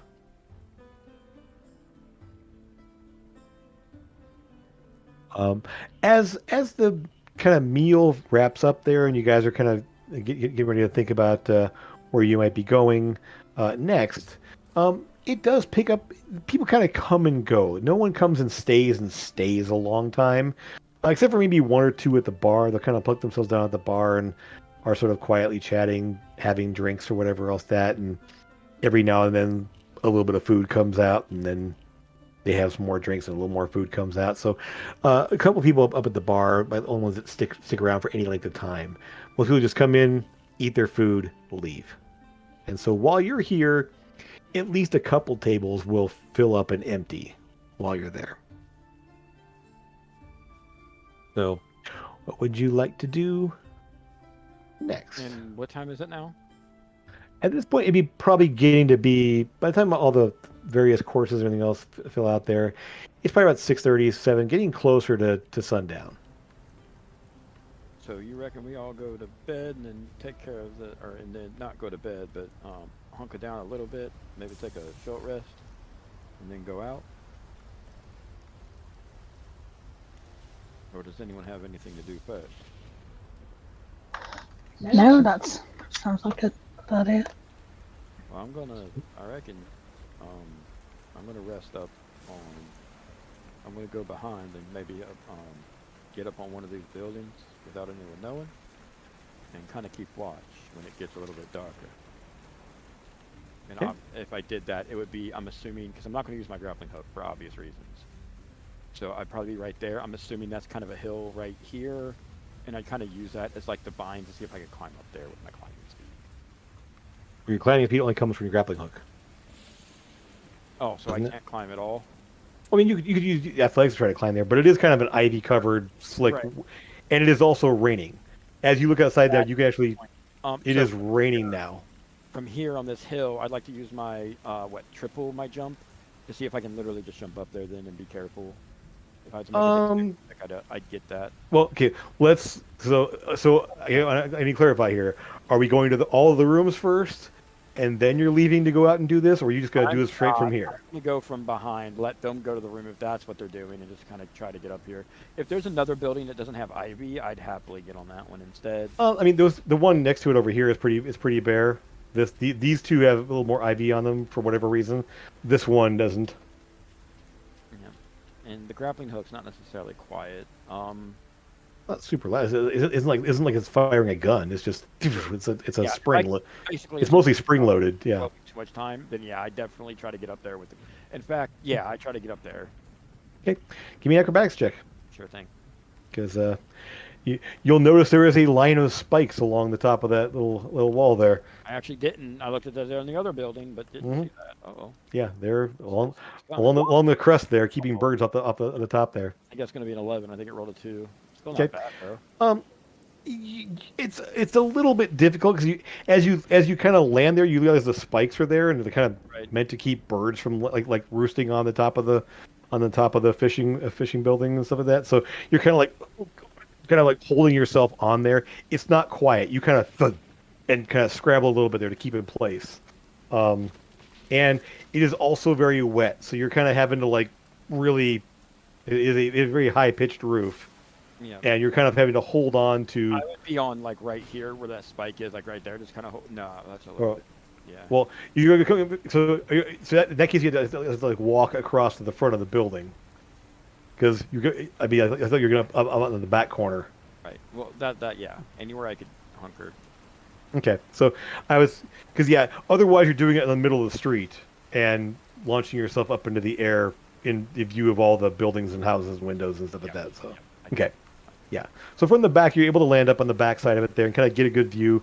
You can't see the front of this building, but you can see across to the warehouse where everyone else is going at this point. And you can see sort of like the part of the street. You can't see this building very well because there's this bigger one in the middle. Yep. And you can kind of see the cottages and hillsides there. At this point, there is some thunder and lightning. As it is coming down. So you're actually starting to see, and it's definitely stronger out over the ocean. There's definitely a storm rolling in over the ocean there. And you can see the clouds lighting up from streaks of lightning across there and hear the thunder rumbling across. Sora, it kind of feels, gets that little tingling sensation as lightning is kind of your thing. So you're able to head on over to the warehouse there. As you knock, someone opens it up there. Nondescript dock worker kind of person, just in kind of like overall kind of looking gear. They have a heavy cloak on, and kind of look at the come in, and kind of wave the group of you inside. So you're using the rooms upstairs, right? Up this way, and he directs you over to a set of stairs, kind of in the back corner up here, and you head upstairs. And we're gonna move maps again. I'm gonna take Trevor off of here because you're not there. And as you head upstairs,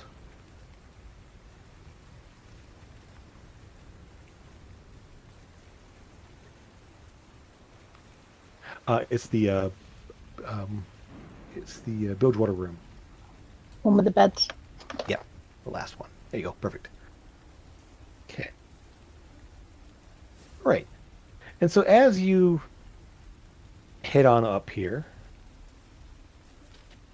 you will see the room has a table in the far corner down here. You kind of end up in it's kind of a little landing area where you up at the top of the stairs.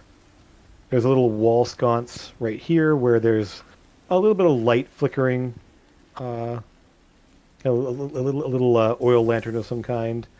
It smells a little bit like fish oil. It smells a little fishy as it's burning there. Yum.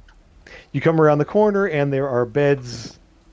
There's a total of obviously 5 beds in the main room there, and 2 beds in the small little alcove over here. Eldon speaks up and says, "I'll take the alcove since it's a little bit more private, and I'm going to be reading and working on stuff, I'm sure. And my alarm will be less likely to wake you up if I." And I was going to suggest that the females take that part and the males have the other part. That's very sexist. We're worried about that. Kind of like, I suppose if that's what you want. I was thinking more along the lines of me not disturbing anyone with my reading, and I'll probably have a light on for reading and such, as even as you go to sleep and such. But either way, that's fine.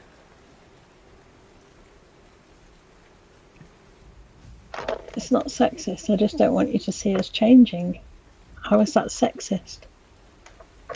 I can't see you changing right now because you have a disguise on. So, were you planning on getting naked or anything? I don't understand. How do you know I'm not naked? How this is the most Exactly. awkward conversation. This is true. I assumed you weren't because you do wear clothing, but maybe you are running around. That's fascinating. Do you often run around with no clothes on? It's I have fur. right, but you still wear like robes and stuff over your fur. I mean, Yeah. you always have. Maybe I'd So, like to sleep naked. well, we've spent Well, that's time in news to me. we spent time in campsites and such. I mean, I assume that you would sleep here. Anyway, sorry. Regardless, this is a very dusty and musty place here. I will work on making sure all the beds are clean as you pick and choices, make your choices and such. So he does pull out his little Manatech cleansing rod that he did, and it does prestidigitation basically for cleaning, and just sort of cleans each bed. They're before he gets to them, you can see they're a bit dusty. A little bit musty from like sea air and everything else like that. But the room is dry. There's no windows up here, other than one down next to this little wall sconce on the south part of the room there, but kind of by the tables there. So there's very little, like, there's almost no natural light coming in. But there are 2 other little sconces here with some ant lanterns in this room as well. It's fairly, other than those lights there, it isn't really bright here. It's obviously very like I said, it's only being lit by 3 like wall lamps, only 2 in the main room here. So it's a bit dim as you're moving around. Little flickering, sputtering lights there. But as he goes around and cleans, he'll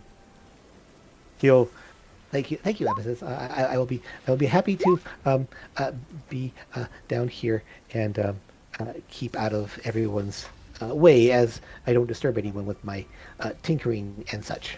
And so he essentially almost immediately hops down the bed there, starts taking off pieces of gear, checking things over, drying things off because they've been out in the water, out in the rain and such. And so he's working on maintaining his gear. So what are the rest of you doing? Getting soaked. I think we should go and have a look outside. Yeah, so Trevor, you don't know what's happening because you're not there, so you don't see much in the way of movement, especially now that it's raining as heavily as it is. There's nobody outside. You'll catch a few windows that have like flickering lamps or candles or something. The people that obviously that are doing things in there. At some point, you'll see kind of the provisioner. Actually, it's probably already done by now. So, yeah, you really don't see anyone doing anything. They're all just sort of like obviously indoors, staying out of the weather. So you're kind of up there looking around at a empty street, getting more and more wet. Can Sora use her divine sense again to see if there's still undead nearby? I can, but it'd be better if we were outdoors. That's what I mean, if we go out and do it. Yeah. Well, so you want to do a quick little rewind and say do it as you approach? We could. Yeah. Okay. Fine. So, in following up there, you don't sense anything within 60 feet at that point. There's nothing. There's no specific presence. There's nothing that's nearby the building as you approach it. At least, as far as you can tell, it's there's nothing within 60 feet of you as you're at the building. So it moved. Well, No, we you don't. also moved too, so Yeah. yeah. Again, so you're not getting a direction. You're not getting not seeing anything within 60 feet of you at as when you're outside. Whatever it is, it's either moved on or is outside your range. So it either moved out of our range or we moved out of its. One of the two, yeah.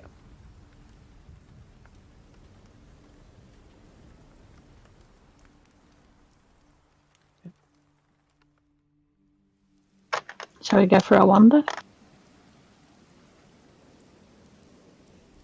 Sure. How many times can you do it? So I believe it was 2 more times, 1 plus my charisma modifier. which is 2. And 3. Yep, so 3. Three? So you have 1 more use left.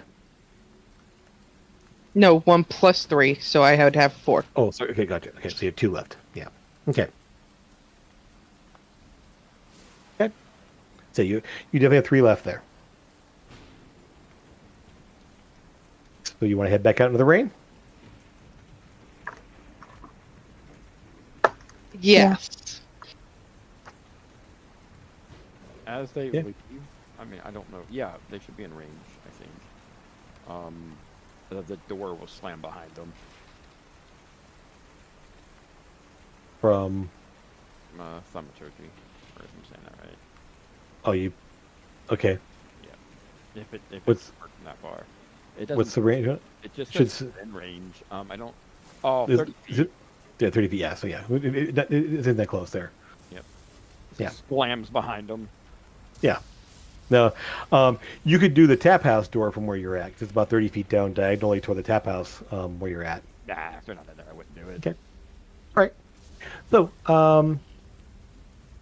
Eldon is a drowned rat and is currently shaking water out of his rocket boots. And decides I'm going to stay here and make sure that no one messes with our room and deal with my maintenance here because this is terrible. And as you go ahead and start to head back downstairs and go back outside, he plunks himself down over the table here with kind of setting out of his gear to dry and to he starts working on it. Okay. So, what's your plan outside? Keep looking. If we can see anything moving around. I've got Did we dark bring vision, Lucas with so- us? Yeah, I believe so. yeah. Yeah. It's Well, let's see just behind Alban was that Eldon. stayed behind. Okay. So Trevor, you'll see the after a few minutes. Join Maybe them as soon as they came, because I was keeping an eye out until they came out, just in case. Yeah. So you didn't see anyone moving around there. It was all pretty, as I said, pretty quiet. Everyone's staying indoors. As they walk back out there, the rain is just pouring down.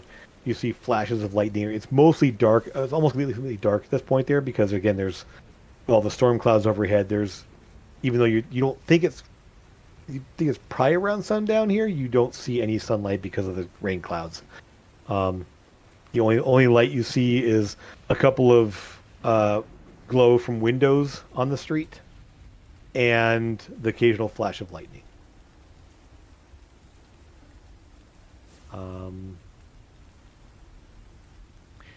You really don't see, like I said, just like Trevor, you can let them know too. There's no sign of people on the street. There's no sign. The only sign of life is light in the windows. Everyone is just obviously indoors out of the rain. I'm just gonna. I know it probably won't work, but I'm just gonna talk to Lucia, like telepathically, and see if she can sense anything. I don't even know if she can do that, but I would ask her for help to a point. I don't really see any issue specifically. I don't have a tremendous amount of sight beyond what you can see. Essentially, I just am piggybacking on your senses for the most part there. So if it's not something that you can see, I can't really see it either. I Very just well, Lucy. have I a, just wanted to check. I don't have any extra perceptions beyond things that you would have access to. And I'll just, like I said, join the party and keep looking. Okay. Right. So, where are you looking? Get the map out. I'm already there. The map. I haven't switched over to the other map there because I mean, so you have the kind of Just the in central section of town with between with the alleys. boardwalk there, the docks, and then you have the cottages to the right and the left. So the little essentially more residential housing. I'd leave it up to I just follow along with everyone else. I think we should head down to the docks and see what's down there. Okay. You will spot someone down there working to tie off fishing boats because at this point the waves are kind of moving pretty heavy. And there's obviously someone there who's in a heavy, like poncho style cloak of some kind there, who's working at tying off fishing boats, securing lines, making sure they aren't going to get swept away or bashed into the docks themselves. And you don't see anything beyond about a half dozen fishing boats that are there on the smaller left-hand dock. The larger docks where Amethyst saw the airship docked in her vision is currently empty. There's nothing over there. And depending on how long you wait, the guy will finish off tying everything, securing lines, making sure that everything is secured, and then we'll sort of like turn around and see the group of the four of you standing there, kind of like I mean the cloak is he's got it pulled up over his face, so you can't quite see his face, but he kind of does this like startled back step when he sees you all there, and then sort of like hunkers down and runs on past. So it's unless you Before stop. he runs off, yeah, I was gonna stop him. Okay. Is it raining so hard that I have to yell for Yes. him to hear me? Okay, so I will be yelling. Do you know which way the airship went? We were meant to be on it. He just kind of points south. Okay, Really, that's consistent with everything else we heard, right? yeah. No one's contradicted that. They've all said it's head off south. Essentially, it lifted up. At some point, some people kind of would elaborate. The thing lifted up out of the water, hovered a bit there, and then went off pretty much in a southerly direction. And essentially, it didn't really deviate within view, at least. It just headed off that way until they lost sight of it.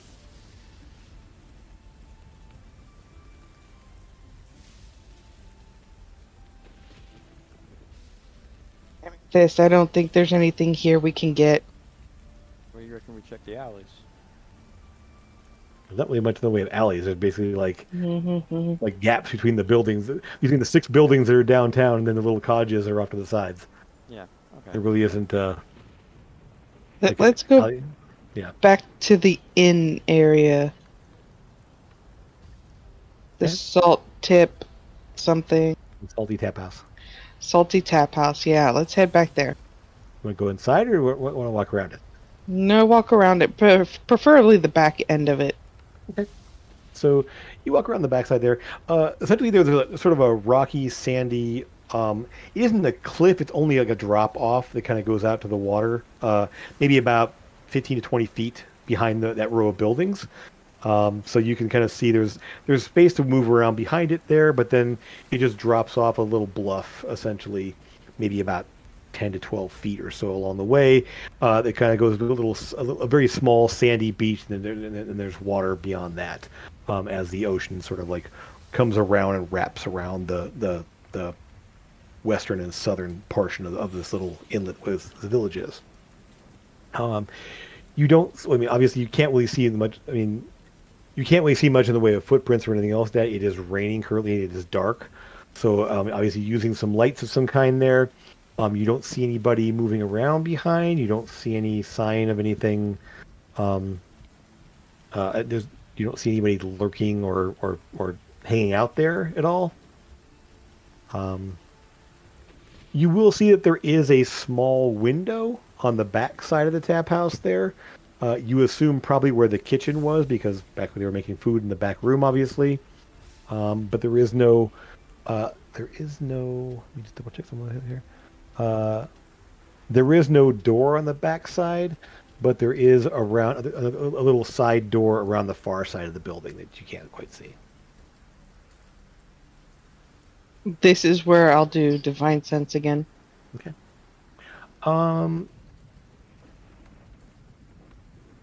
Give me a perception check. I know you're not good at this, but this is mostly just to see if you can kind of get any details. I hit the button. Yep. Just waiting for it. Sometimes it rolls for a little while. Yeah.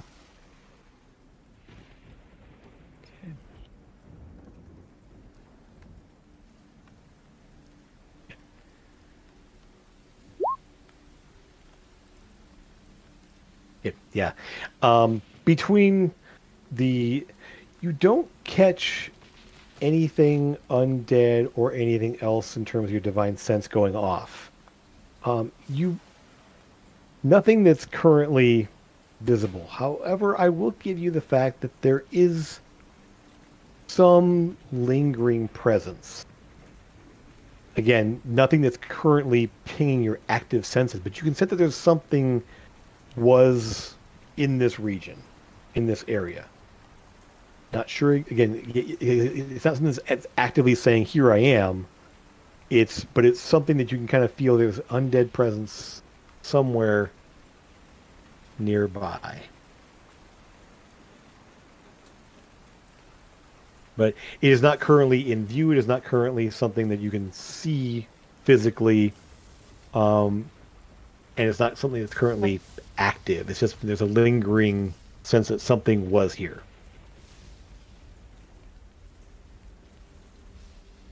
So it was here and it's moved on. It seems that way. Yes, it is not currently in your radius, but even with the low roll there, you can sense that there was something here at some point. All right, so what do you guys want to do? Well, I reckon if we can't find anything here soon, why don't we just take back to the time where you did that radius spell of yours and just do a 60-foot sweep around the area. I've only got one more go at that tonight before I have to rest. You remember where you did it, right? We'll just go there and do a 60-foot radius of it. I just you did it basically about 20 to 30 feet that direction is toward the tap house, toward your left.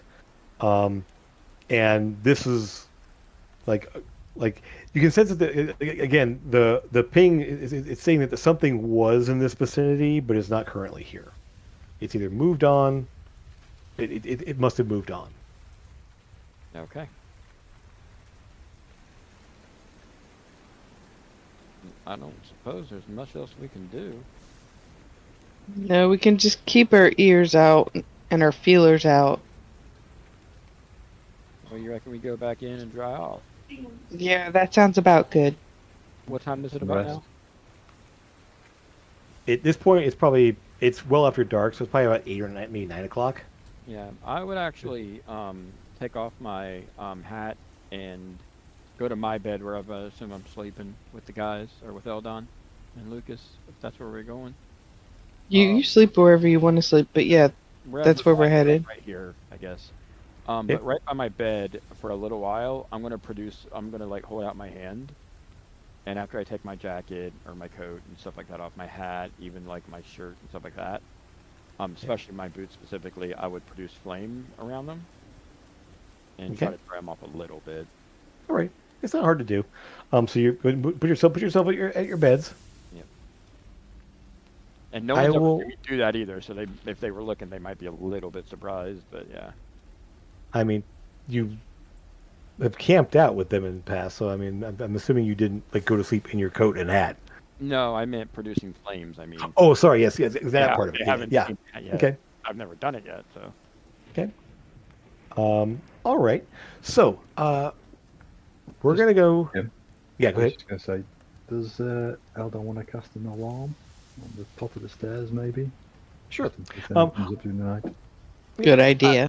That's a very good idea. Yes, I will do so. And ensure that nothing comes up to surprise us in the evening here. Although I do know that Amethyst's shard Yep. there should well, but it's always good to have it back up there. Of course, yes. And so he goes over with his little silver thread there, and spreads it across there, and he does his little incantation there as you guys are all getting ready.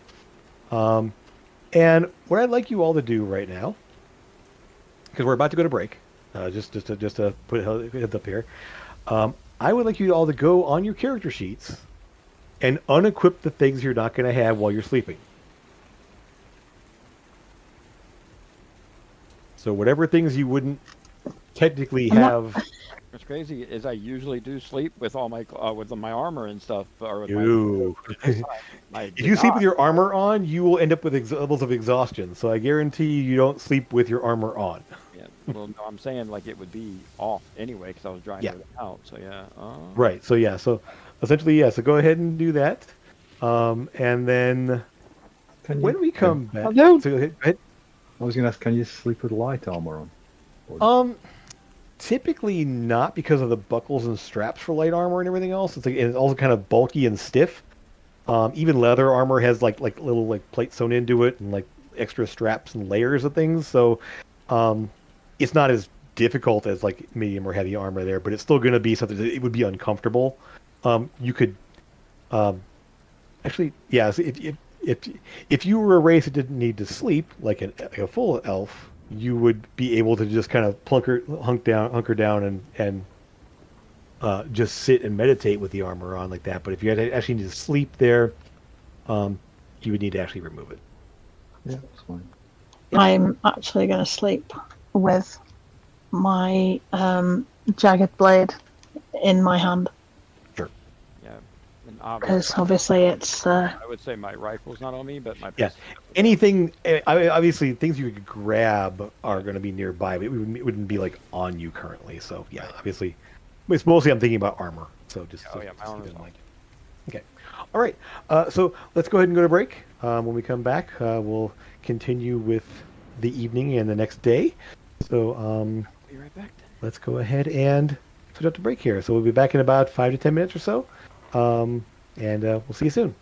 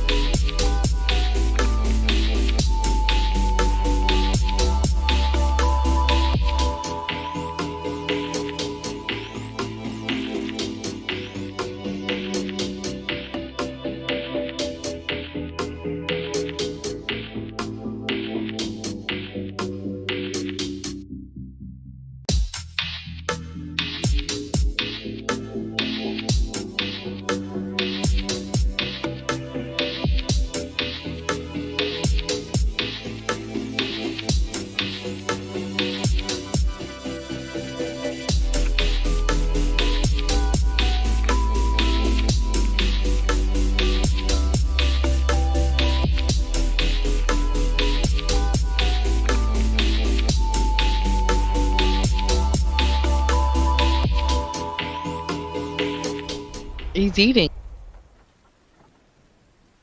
I like that dice roll. That was awesome. Alrighty. Welcome back, everyone, and good to see you all here. The evening passes quietly. You can hear the rain, the occasional thunder. The lights have dimmed, and you can see. Let me just verify what you're seeing real quick. Yeah.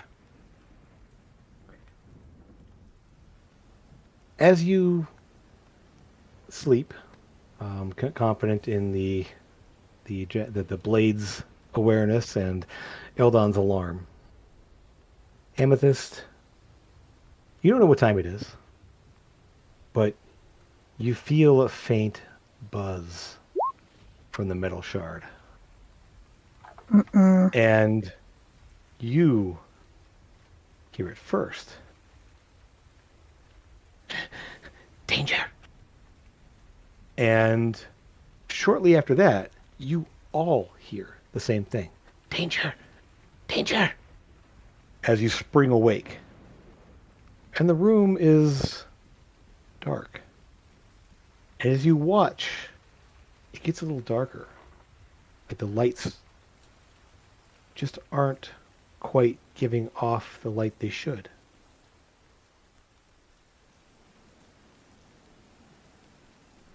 Even my spell light?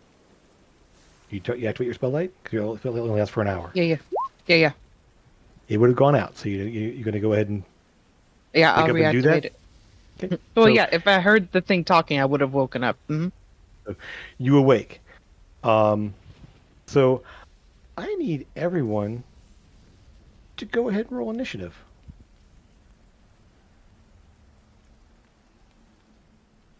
One sec here. Let me prepare a couple things as we see order of things that are going to be happening.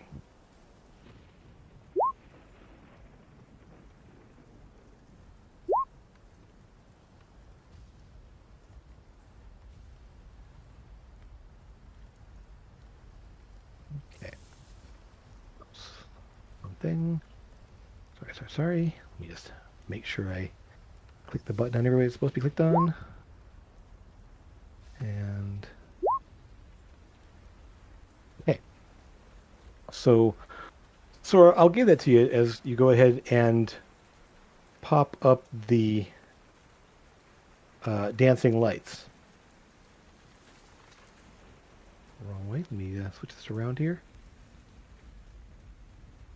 Lucas, you hear that warning. You don't hear. There's no the alarm doesn't go off. Like the alarm spell can be attuned so you guys hear it. You don't hear the alarm going off. But Lucas, as you look, the shadows seem to almost move and shift. And you're not sure if it's the lighting, though, that's flickering in a way, but there's just something not quite right with the light around you. You are first up in initiative. What do you do? As you kind of spring to wait there and kind of alert looking around. Wait, who? Lucas. I can't see anything. I don't see any. You should. Let me double check that real quick here. One sec. You should see something. Yeah, sorry. Clarify your question then. No, you don't see anything moving in the room. You see kind of like shifting of shadows and lights there. There's dim light coming from around the room somewhat, but it is very dim around you right now. Sora, you pop up those little globes there, and you start to see the room brightens as Sora activates the little lights there. And as you do, you don't see anything currently in view, but you can kind of feel that urgency. You kind of sense that alarm that you recognize from Amethyst's dagger. Is that where the voice came from? Hmm? Is that where the voice? Mm-hmm.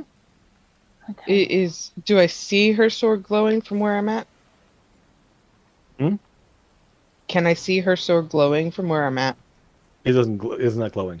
It's Okay. a little black shard of metal that can send out a warning there. So Lucas, anything you want to do with your action Obviously, as you come awake? obviously get up. Okay, so you stand up there. You can grab weapons or whatever else you want to pick up Yeah, there grab and my arm weapons and yourself. stuff. Okay, Yeah. so go ahead and equip whatever you can equip there if your weapons aren't on there. Um, all right. So Sora would have heard the dagger. She wouldn't have yes. So seen yeah, anything, but she would have heard it. yeah. Okay. Can I cast as well? Sure. Yeah, you have an action. Yeah. What are you casting? Go find it.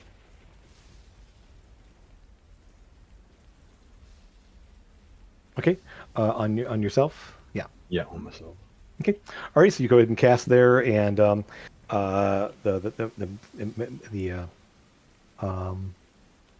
the magic floods into you.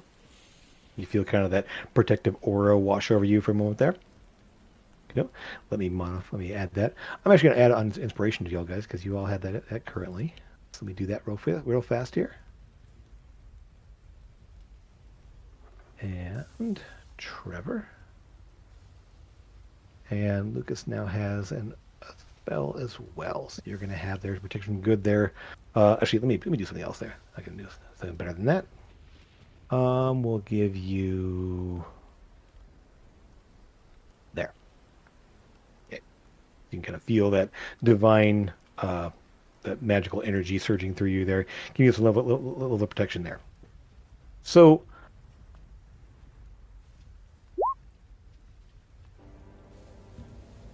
I didn't mean for it to roll. it's okay. A sec here. Why is it doing this? There we go. As you all kind of looking around there in the flickering lights, Sora, your lights pop open. Your lights pop up around there, illuminating the space. And as you watch, right over here, a presence, a large shadowy figure, moves up through the floor. I didn't see where you pinged. I'm sorry. I'm about to show you right here. As this massive, like, shadowy figure, long, tattered-looking, what may be a cloak, or maybe wings. You're not sure exactly what it is, but it just sort of stands there. Yeah, there's no. I didn't ping anything. I just. You should see a. Oh, you might not see it yet, because as something you sort of hear a presence then, as suddenly Sora, your lights go out, and there's a voice off in the darkness. This is where you die. As some of you might see this now, we'll see.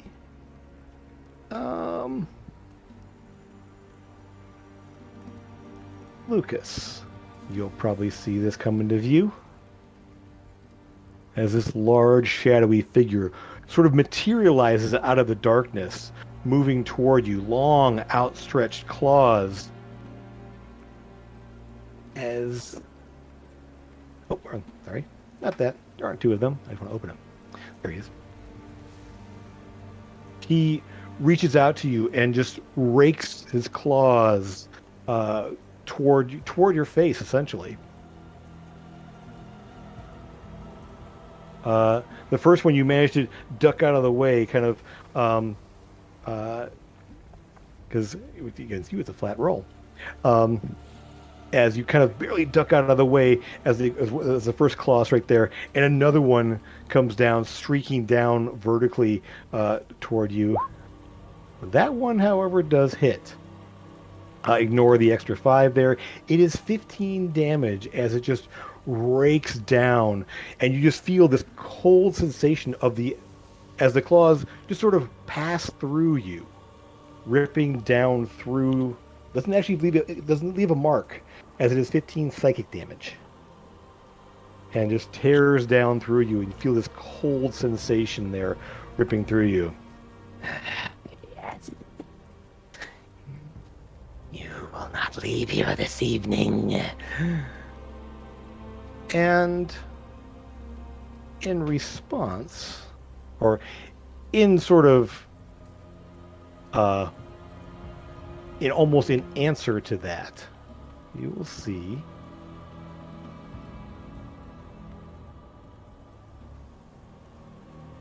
rising up through the floor again, similar shadowy forms.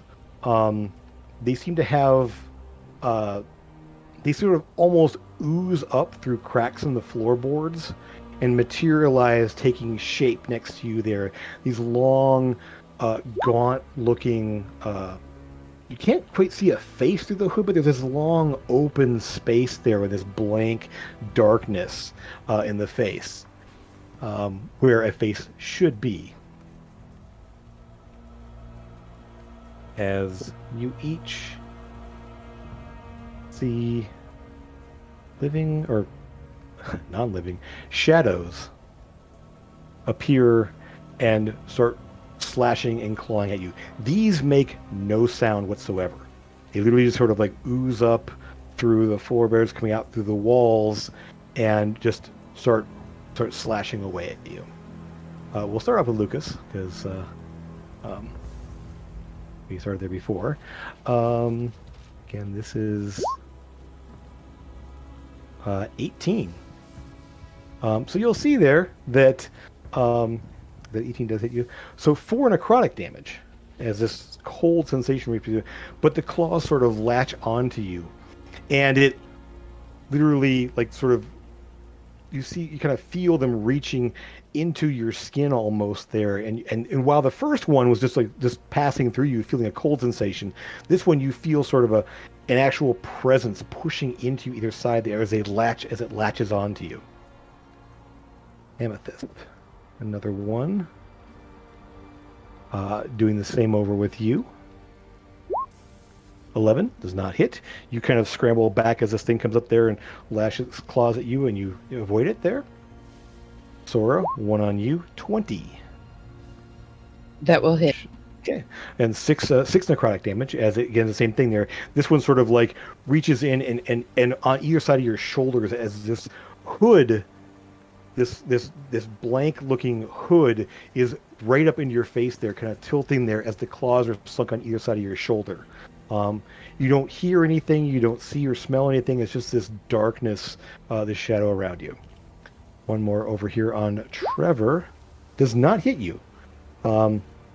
You manage to sort of like, as it tries to get there, it sort of sinks its claws into the bed slightly, as you kind of scramble back out of the way. And as you do, the claws sort of rip into the bed frame a bit, and the blankets, and they blacken and rip as the claws tear across the blankets. Amethyst, you're up.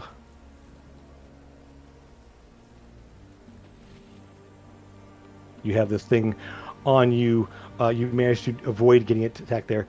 Let me also mark the ones that have been a hit, because they are currently... We'll just put that on you right now. Currently grappled, and your movement is halved while they are stuck, while they are latched onto you. Actually, you're not grappled specifically, but you can use your action to escape from them. I'm going to use Misty Step. Okay.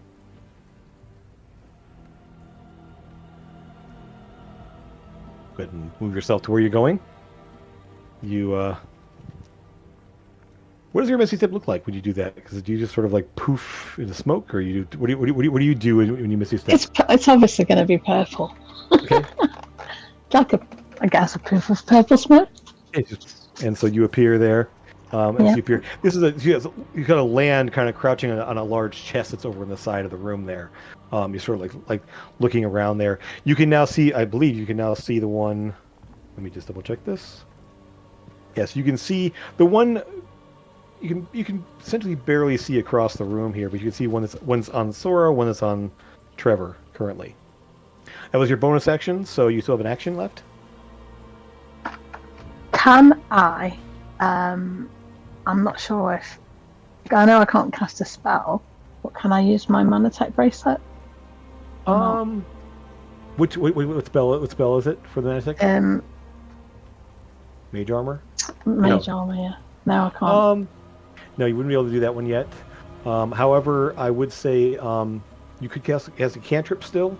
You could do anything else that's an action for you.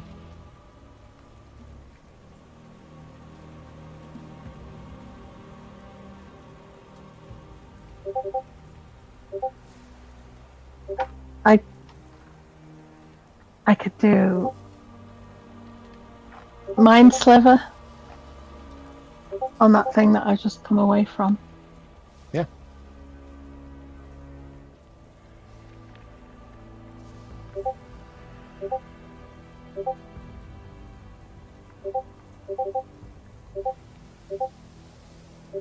Okay. Okay. Let's see. Mind Sliver.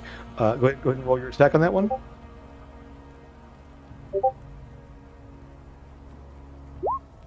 I can't believe I just rolled 2 1s.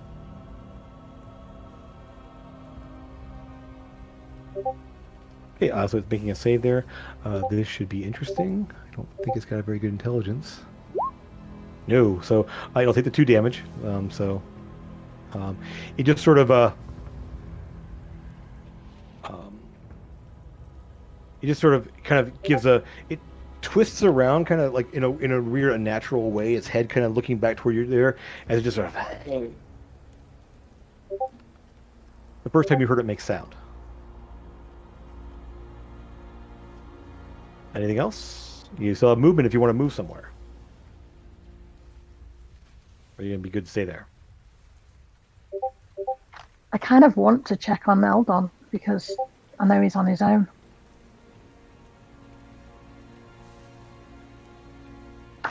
I'm so scared.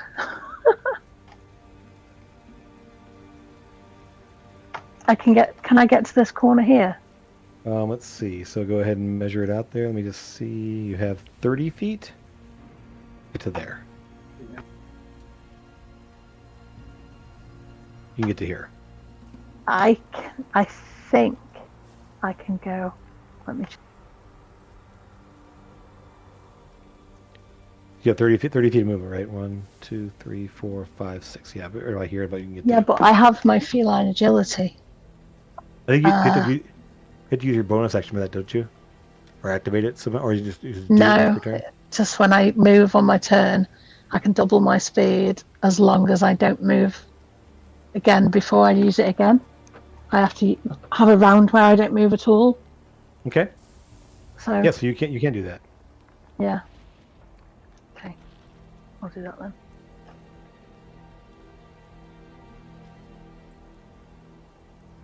Just want to go to there and check.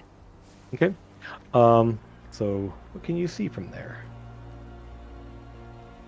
Okay. Can I see what I can see? Yes, you can see what you can see. All right, I can see that Eldon's got 2 on him. Yes, there are 2 shadows sort of looming over him currently.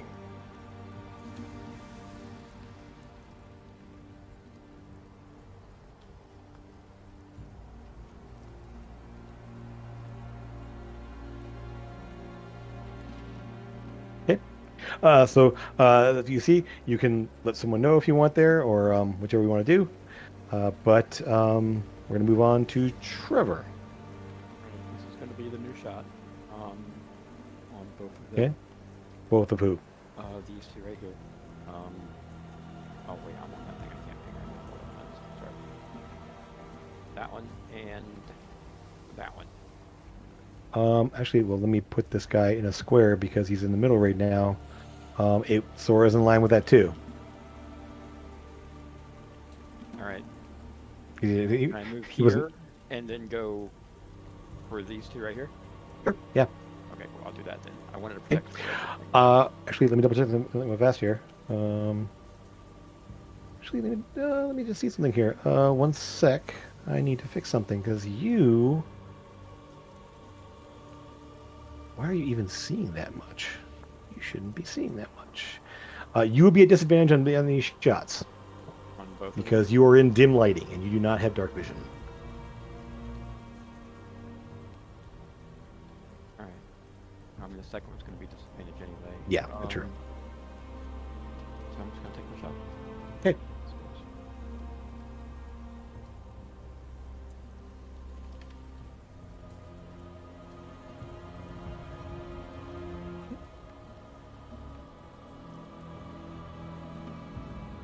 You said I could reload with, or shoot with disadvantage. How do you do that again? I'm sorry. You right click on the where there's a hit here. Right click and you choose disadvantage.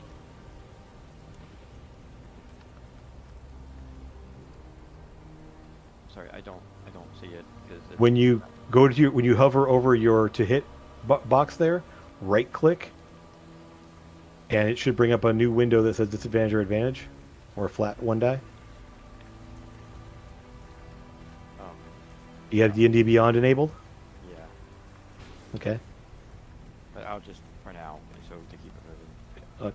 Okay. I mean, instead of left clicking on it, you right click on it and you select either advantage or disadvantage. That's how that works. But when I hover over it, it's not. Just when you click on it, instead of left clicking on it to roll it, you right click on it, and then choose advantage or disadvantage instead. So don't left click, right click on it on the to hit. Thank you. It wouldn't. Like Yep. I said, I was right clicking on it, and it just Yeah. Yep.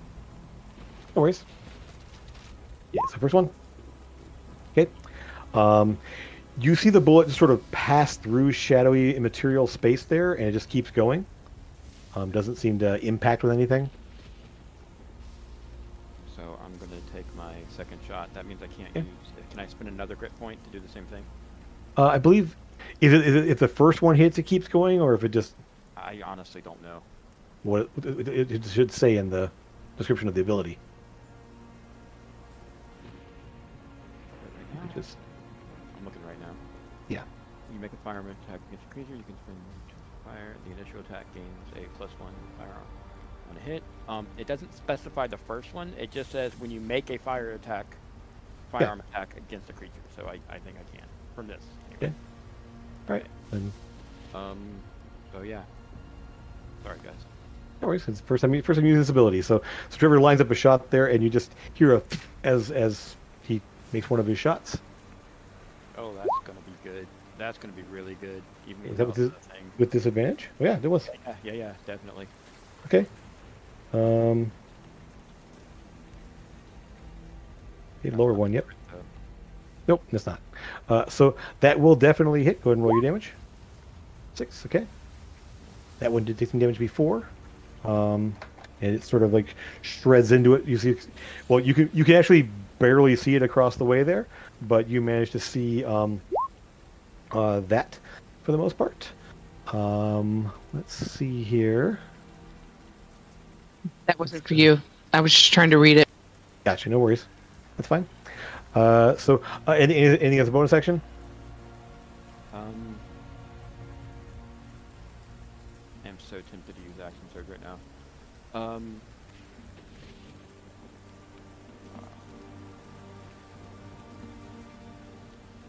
There's not really a whole lot I can do. Okay. Because yeah, I mean the Drake's still out technically, but I No, don't. I wouldn't.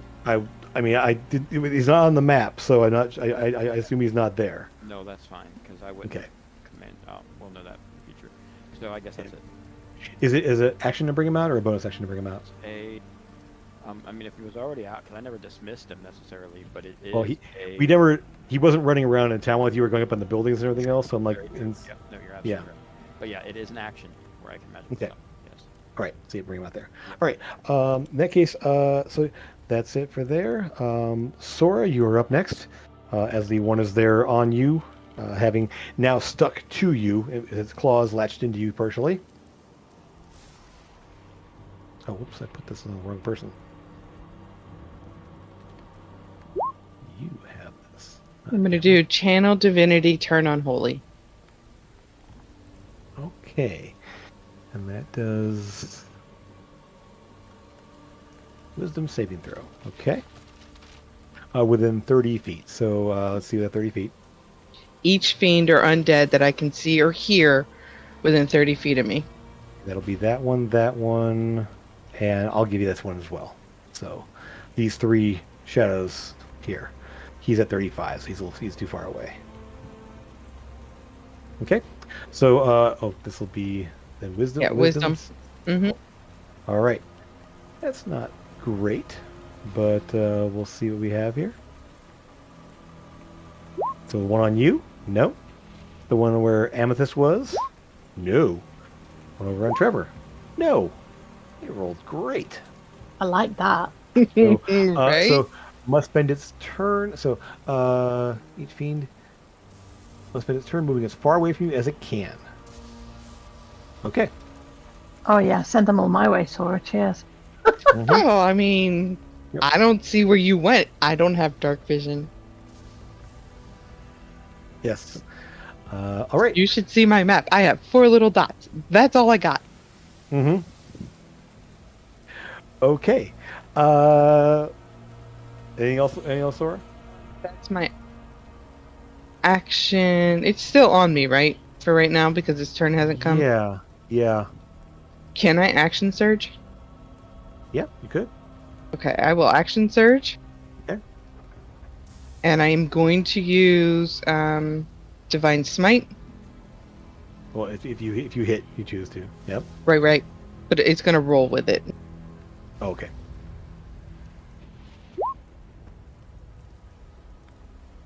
Okay, 15 does not hit. You sweep it there, and kind of the you see the hammer sort of crackling with energy and divine energy as it just sort of passes through the shadowy presence there and doesn't impact with anything.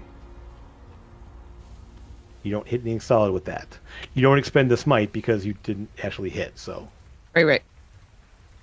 you do have a second attack. It would have been nice. Mm-hmm. Do it again. Okay, go for it. These are all normal rolls, right? You should be, yeah. 17. Oh. Actually, they should have a disadvantage, but I'm going to let it go because I didn't say that. So right now, you are all in dim light. So you'll be at disadvantage on attack rolls. So keep that in mind as moving forward here.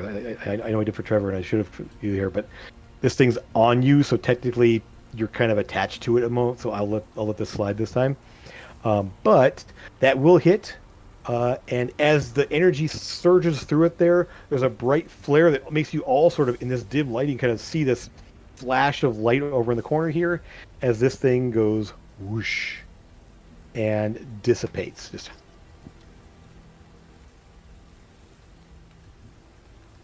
I'll yell out, I got one. Can I see this one over here? can you? I Yes. can see it on my map, yes. Then I will You see it, run you to can it. see it. Yep. Then I'm going to it. Okay, you rush up to it. All right. I will remove the attachment from you because you are no longer grabbed by one of them. Hey, Lucas, you have one that's stuck on you, and the large one looming over you, still reeling from the attacks you took there first time around. Is it an action to try and get away from the one attached to you?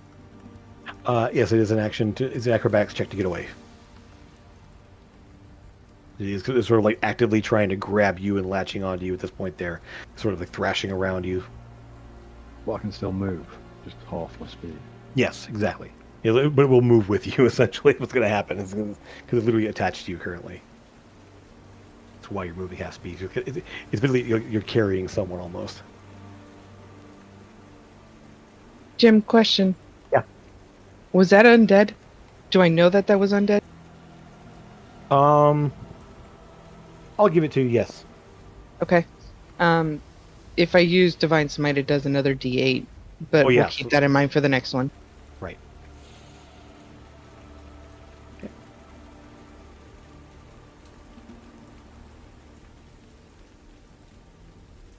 Where you at, Lucas? Aha. I'm gonna cast. Okay. Now this is interesting because now the claws are still stuck into you. So but whatever it's stuck into is suddenly goes woof. And I will move away from the other one, obviously. Obviously the one. Okay.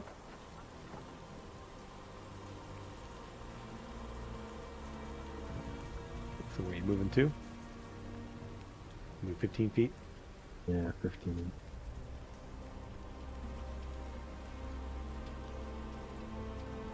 I'll kind of move around him from this side. Kind of keep him kind of there with there. It does sort of lash out because it attacks opportunity you're at disadvantage. Disadvantage anyway because it's also you also your protection drops, right? No, because the protection's on. Oh yes, it does. Sorry. Is it concentration? I believe it is. Yeah. Okay. All right, so let me go ahead and do this now. Actually, wrong thing. No, you still have that, but not that. Okay. So, it'll sort of lash out in your direction there with disadvantage. I will. Let's see here. 2 rolls, 19 and 21. Wow. So as you move away from it, there it just sort of reaches, just like rakes its claws out in the air toward where you are there, and you just feel them pass through you for 16 psychic, which is maximum damage. Oof. Yep.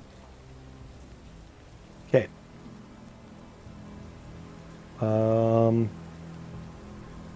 That's it. It's go. Okay. It's sort of like the thing sort of like looks around. And, you will. No. Oh, okay. Invisible. Okay. Invisible. It looks over at you, but like, and he just sort of like says,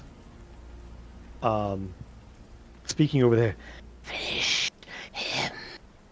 This one is mine. And it rolls over here to Sora.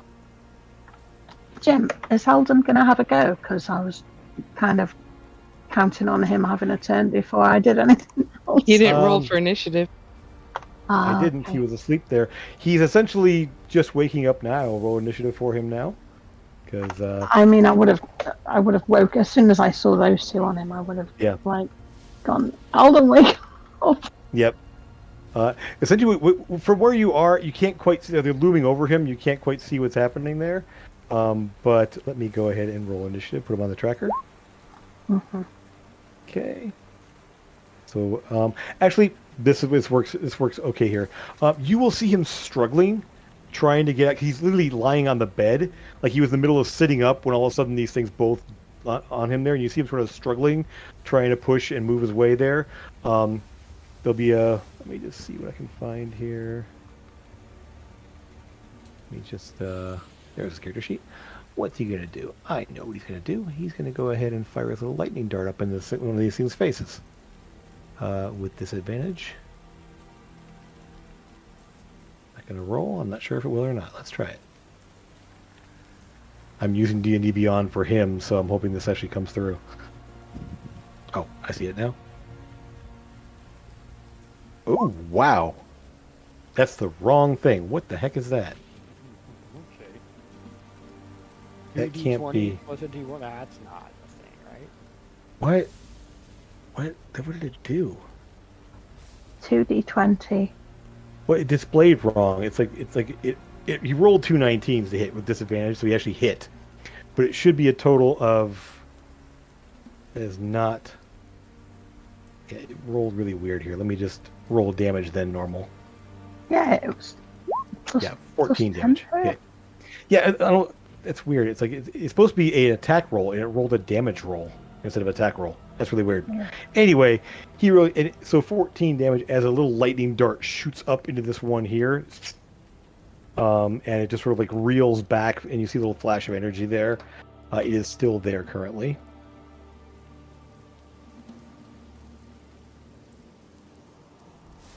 Okay. Let me double check one fast here. Nope. Not quite. All right.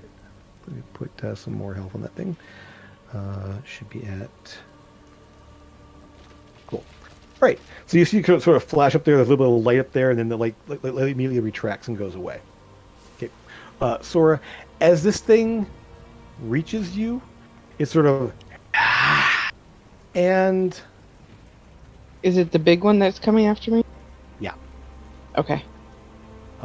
Let me just fix something real fast here because a creeping tendrils of darkness wrap around it there as it reaches up and and the light behind you goes out. And you can no longer see either one of the things that are on you currently. You will have advantage because you can't see your attacker currently. They're still fleeing from me, though. He's no. The other one is this is the big one. Yeah. He didn't get hit by it. Right. Yep. Right. So it's going to go ahead and roll. It does have advantage, so this will be 17 to hit. So Yep, your that'll shield up. Okay. So 20 psychic damage as it just rakes through you. And then this sort of like actually reaches into you, and you feel this cold sensation as it grabs into your chest there and pulls. And then another claw kind of rakes along the side there. 14 advantage, 25 damage. So 11 psychic damage. As it sort of like The Shadowed One will have you yet.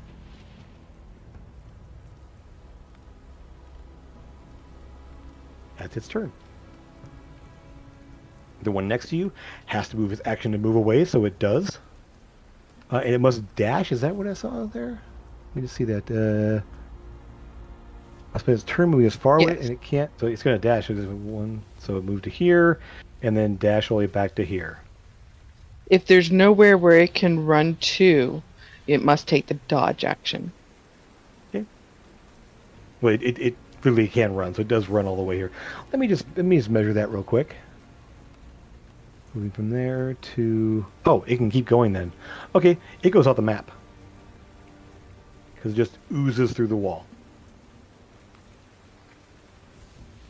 So we're just going to put them out here and just... Poof. So it sort of... And Amethyst, you sort of see this streak of black go past you. And just barely kind of see it impact with the wall and just go through it. Lucas, the one over on you, still there, is going to try to do anything to you currently. See, it does have advantage because you are in. No, it doesn't. Yeah. No, it can't do that. Never mind. So it's going to go ahead and. Oh, because it's still attached to you, it does have advantage to this. So, oof. Okay, so that will be 9 necrotic damage there. And... Nope, that's not the right thing. I'm going to roll this. 1 strength reduction. You actually feel this strength being sapped from you, so you lower your strength by 1 temporarily. As it leeches some of the strength from your body.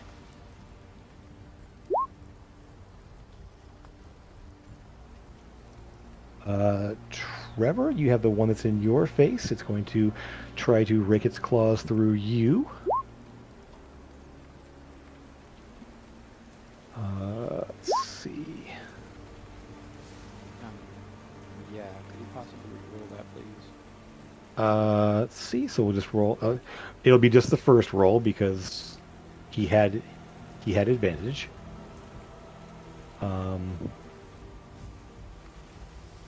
You know he did not. So so you roll 22. I will re-roll that. 22 again. No. So 8 necrotic. Even more. Oh my god, that's my That life. is crazy. Oh god. Okay. Why do you hate me, Jim? Oh. Okay, so So it is sorry. actually, So again, the claws sort of reach in there, and you feel one of them just sort of like grab onto your arm, on your left arm there, and the other one sort of plunges into your chest. It's just, and it's just sort of like holding on to you at this point. Yep. Okay, that's it's action though. We'll go ahead and roll 2 more here real fast. Okay. Eldon is just thrashing around on the bed there, trying to like do anything there. However, no, he's going to take that damage because they do have advantage currently. So Eldon is sort of like trying to get away from these guys here as they're essentially like thrashing around over him, and he's just trying to do whatever he can to keep from getting grabbed by these things. Amethyst, you are up. You see what you see currently, which is not a whole lot. You can just barely see what's happening over. Yep. Okay. I'm gonna hide behind the headboard. Yes, you slide over there. All right, no problem. I'm gonna cast Oof. that guy. Which one? The one that's hurt already, or the one that's I- attacked? The one, okay. I've no idea which one's hurt. No idea at all. You saw the one on the right get the flash of energy from his little electric dart that hit him. Okay. But yeah, so the one on the left. Just go ahead and yeah, you notice that saving throw there -2 is his intelligence save. And it just gets. You see psychic lance. This is the first time we're seeing psychic lance. What does it look like?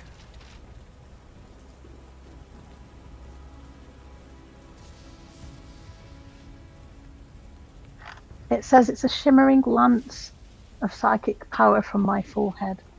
There's this like especially a little spear of kind of purplish energy forms right there and just launches straight out in a beam almost, blasts into this thing there, and it just shreds into pieces like little like almost like oozing fabric and cloth just rips away as it just literally evaporates under the onslaught.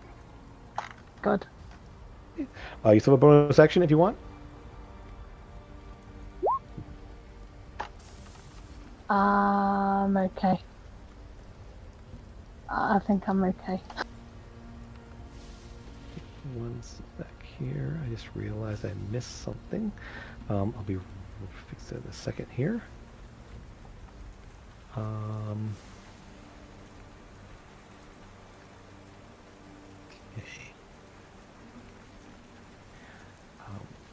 One thing real quick.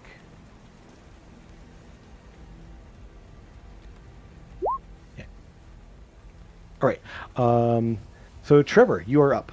I know that I don't know, but I'm assuming since I did little damage anyway, that my pistol wasn't the best idea, or at least that's what Trevor's thinking. Yeah, it sort of passed through it partially. Yeah, so I am going to, that sounds kind of weird, but I'm literally going to, even though not really punch through his chest, and then produce flame inside of him. Okay. So you melee hit him with produce flame, I guess. Okay, go ahead and roll a melee attack. That's fine. Okay.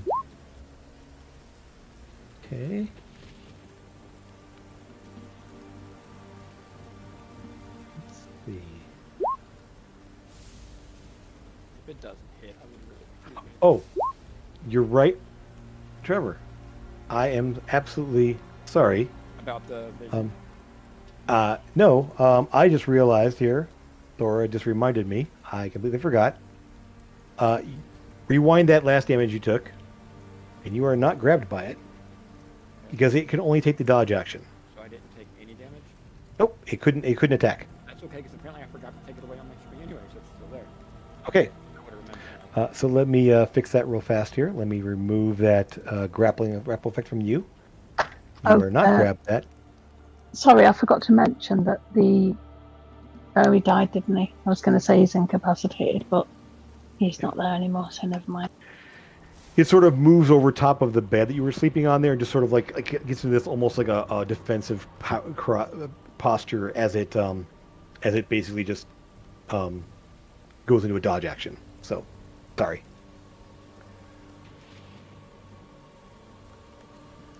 So yeah, you didn't hit that damage, and you were not grabbed by it currently because it couldn't do that. That is for one turn, right? So when 1 minute. So they can't move toward you. So let me mark that on here. So it is now not going to move toward you.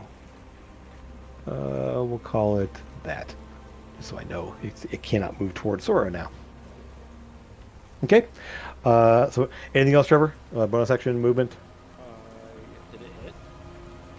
It couldn't attack you. That's what I'm saying, is that it had to move and use its dodge action, and so all it could do was hit the dodge action. Okay. So it is, so essentially, yeah. So it sort of moved next to you, moved around you there, kind of back against the wall there, as in kind of a defensive posture. Okay. I scared it with my holy symbol. Yeah.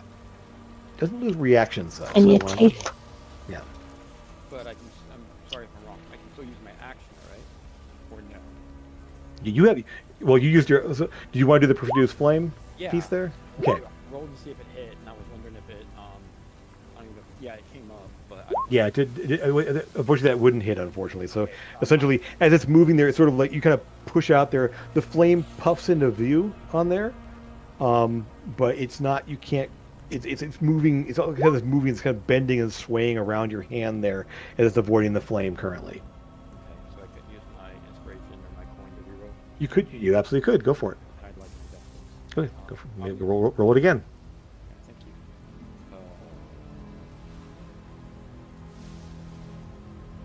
That will. Okay. That will hit. Roll that damage. Come on, roll good. Not terrible. Not bad. Okay. But yeah, So I believe, let me double check this here. It is still resistant to fire damage. So it still I had does thought- take. but I was figured it was worth a shot. Essentially, you see that kind of the shadows melt away from it partially, but and then sort of reform around where the flame was, and so it doesn't. I mean, it doesn't. It's an incorporeal, slightly undead, so it can't really like show damage, but it does sort of like reform back where there. It does hiss a bit at the fire hitting it. So I'm gonna. Is it possible to just fire my grappling gun, like blindly, to get out of range? I mean, it would still count as movement. So So it's not force movement. Okay. no, it's not. You that's- choose. You I- get a jump distance. But I think I think you told me that before. Yeah, yeah. Yeah, Sorry. either gives you a climb speed or gives you a jump distance, essentially is what it is, but you're still using your movement to do it. And I can't use my bonus action to take out my masterwork rapier. You could. I probably wouldn't. Oh yeah, no, I would because it's on my thing. Yeah, I'm gonna use that and just take out my masterwork rapier. Okay. And that's all I can do. I can't attack with it or anything, obviously. Right, because you didn't use an attack action Right. for the. Attack action. Yeah. Okay. All right. Sora, you are up. The shadow demon is looming over you. The other thing fled from you, but yeah, this thing is definitely different from the rest of the things you're fighting. This is massive and dark and scary. Sacred weapon. Okay, is that a bonus action? As an action, okay? It's an action. Yes. Okay, so you see you using your other channel divinity for 1 minute. You add. Okay, good. So, okay, so it does emit bright light, and so I'm gonna fix your sight here. You are now I going can to have see, y'all. I can see. somewhat. Can you see a little better now? You see some I bright can, light yeah. around you. Yes. I do. Yeah. And let me give you. Yeah.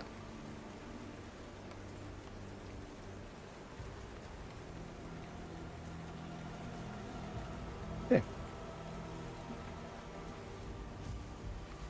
And then I'm gonna do second wind as my bonus action. Okay. Good. So you flare up this light around you there. Your hammer is now glowing with divine energy. And then get your shield into place there, and this thing is still there. Lucas. You want to sort of latched on you. You can feel the cold energy wrapping through your body there as some of your strength faded from its last attack. Yeah, I'm just going to attack it. Okay. Magic weapon. Okay. Want to use... it would not hit. It's sort of like... I'll use my bonus to try and hit it again. Sure. Okay. That will definitely hit. Roll the damage.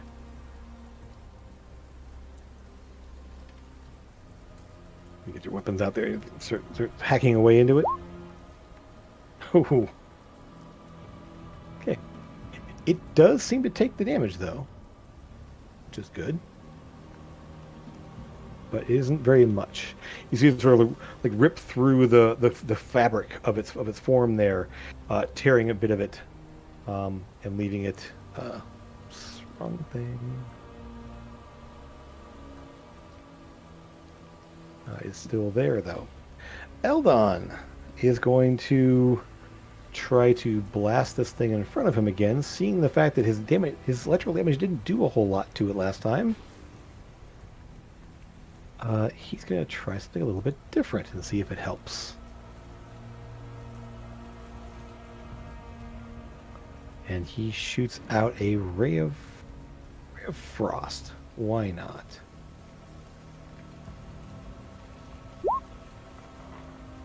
Manages to definitely hit. Damage. With this, you see a blast of cold fly out from him this time there as different energies form and flash out from him. Icicle sort of form on the thing there and they just sort of like fade off of it. It is still intact, although you can see it is definitely at this point more tatters than solid. Well, than not. The whole form is sort of like ripped and torn and almost like a tattered cloth in the wind fluttering away in the darkness. That will be his go. The Shadow Demon.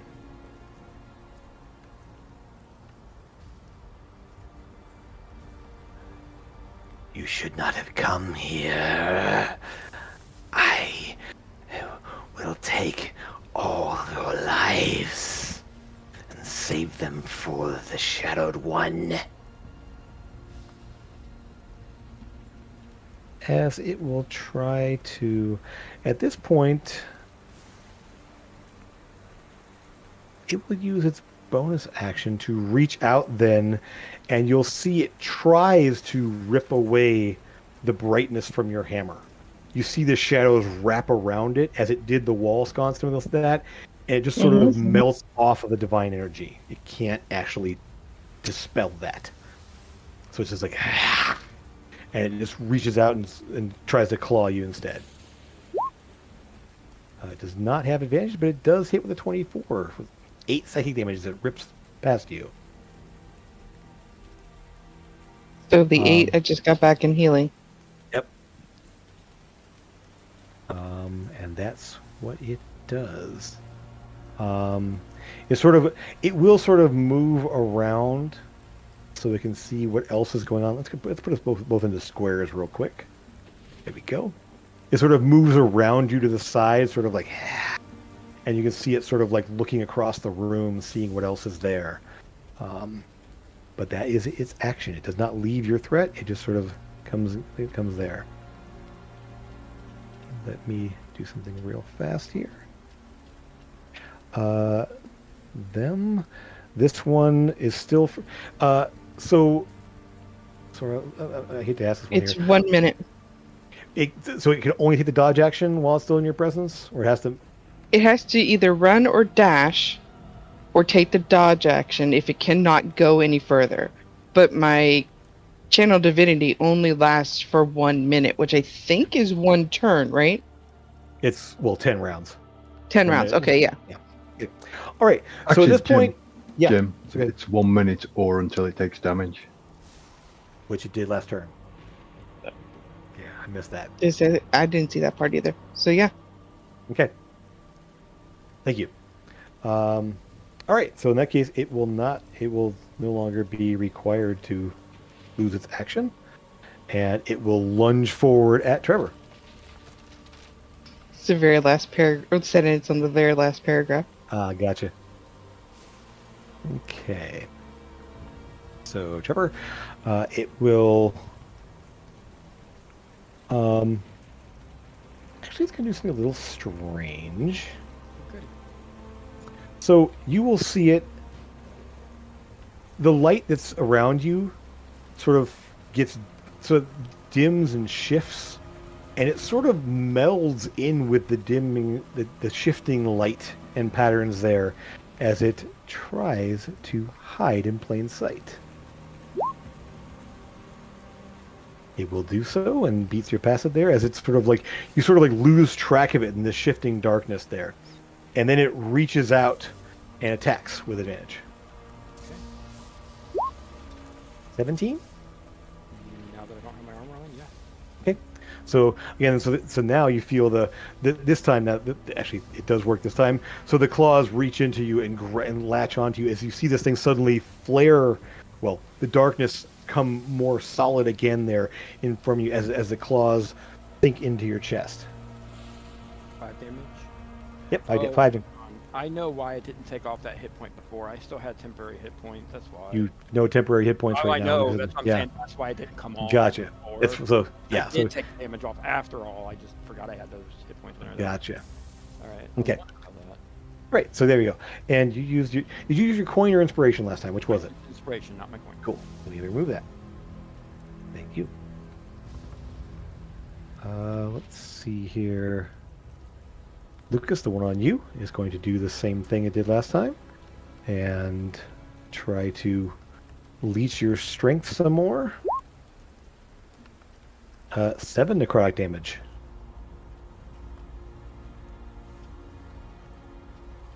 And 3 strength.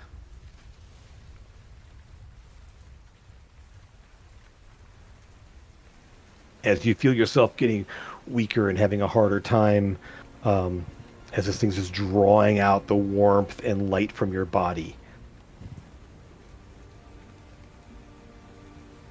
Over on one last one here. Let's see what happens there. Okay. So, Amethyst, you will see the last one here. They're having really the tattered cloak and form over Eldon reach down and grab onto him, latching onto him, similar.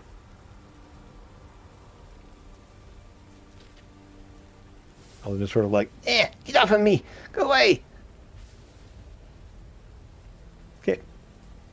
That is everyone here. Amethyst, you are up.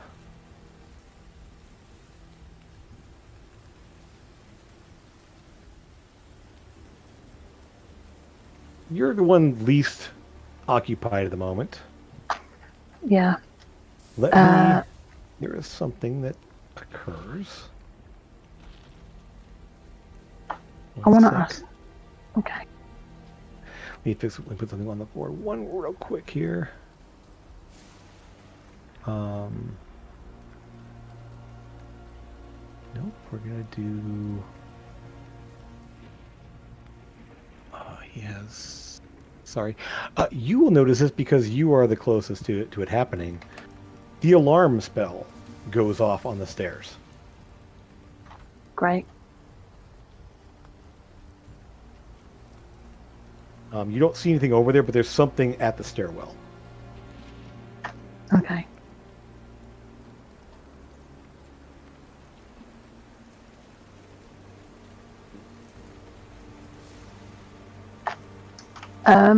I want to know if Eldon is all right, if he's got this, or if he needs help. He seems to be doing pretty well. I mean, this is the first damage he's actually. Sorry, he's showing signs he's struggling a bit there, but he's already taken out one. The other one is just tatters at this point there. So he looks like he's doing pretty. He's like, I got this. Go, help.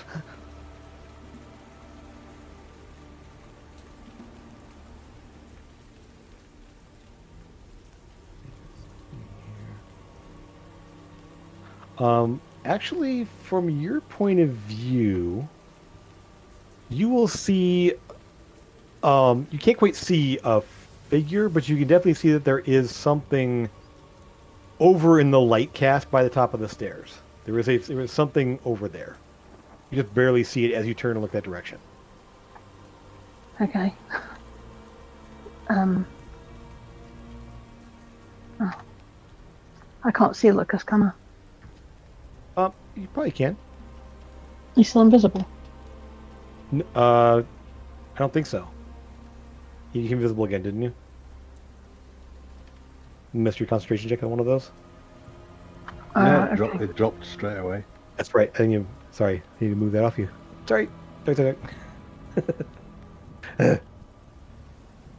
Yeah, so Lucas is visible. You can see that the shadow latched onto him, like tearing away. Lucas is sort of like wavering on his feet slightly.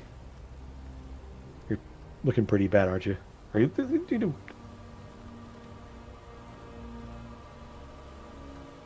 Yeah, I'm blooded. Okay. Yeah, he's definitely showing signs of being pretty beat up. I'm gonna do that again then on this guy. Okay.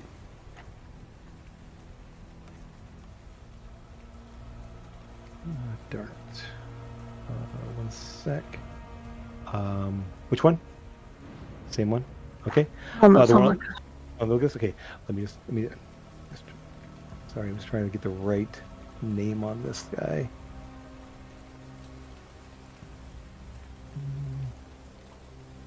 Whatever. Okay, geez, DC 18 intelligence. I don't know if that's gonna be possible. No. Yeah, it just evaporates again. The same thing. There's sort of this, Lucas. You see this bright purple energy kind of flare out of the darkness from across the room there, and he's gone.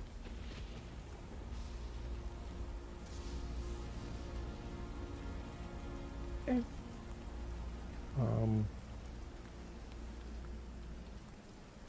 Let me do this.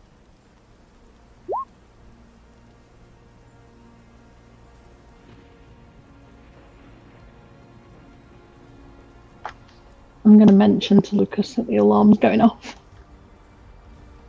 Okay. Okay. All right then. Trevor, this thing is on you, in your face. You can see this thing sort of like looming over you. The claws. Did it not disappear into like the darkness or something? No, it was still there. Straight back up. It sort of disappeared and then reappeared, latching into you. Okay. So you can see it now. It's this looming dark shape. It's got its claws buried in your chest. I'm about to do something. So I can move though, or am I like grappled there pretty much? You are at half movement. Okay, cool. So I'm gonna shoot twice, but Okay. not at her, or not at him, at this guy. Okay, you will be at disadvantage because you are in dim light. Actually, Because if I Pause. could move up to there, I would, because I was going to use my rapier, but I can't, because I have half movement. let's pause for just a moment. Okay. As this is all happening around you, you feel this energy, you see all this happening. You hear a voice. Trevor, darling, I can help you here. I can give you your eyes. But there's something I require from you. Mm-mm. You don't hear it. Yep. Yeah. What do you require of me? I require a voice. And you feel a slight tingle that you realize is kind of the same feeling you get when you use your telepathy. Right. I can't help anyone if I can't speak to them, and I can't do that without taking control of you. So I don't wish to do that. You have no permission, Lucia. Very good. So, Trevor, Yes. you... Let me fix this real fast. You should now be able to see. Nice. Your eyes sort of flare, And you kind of blink for a second there, and now the room, to you, fully lit. Nice, I love that. And you'll know why here in a bit. I'm gonna go do something very stupid. I'm gonna move away from him. It's attached to you, so it's going to go with you. Oh, It's good. literally latched onto you. Then I don't. Okay, that's fine. I don't take attack of opportunity. Okay, cool. Nope, you do not. 15. I can move right there, right? Yep. It will move Okay. along with you. Well, actually, now that I think about it, I didn't have to. Well, yeah, actually, this is for a reason. Okay. It's not gonna work, but sure, why not? You no longer have disadvantage. Yeah, no, that's not what I'm worried about. I'm gonna shoot him, or shoot the one by Sora, Okay. because I'm worried about that thing, because obviously.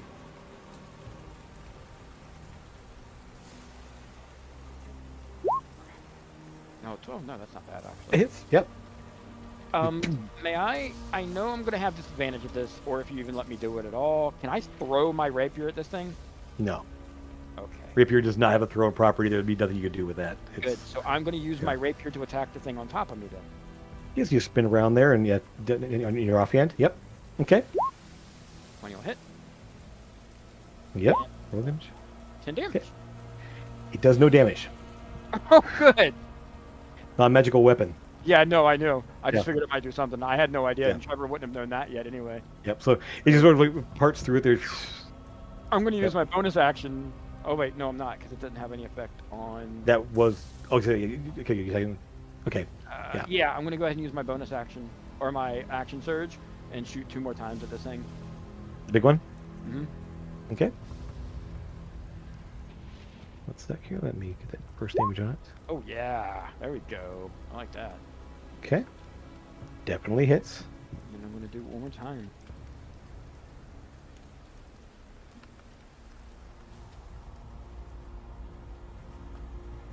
Hit 2.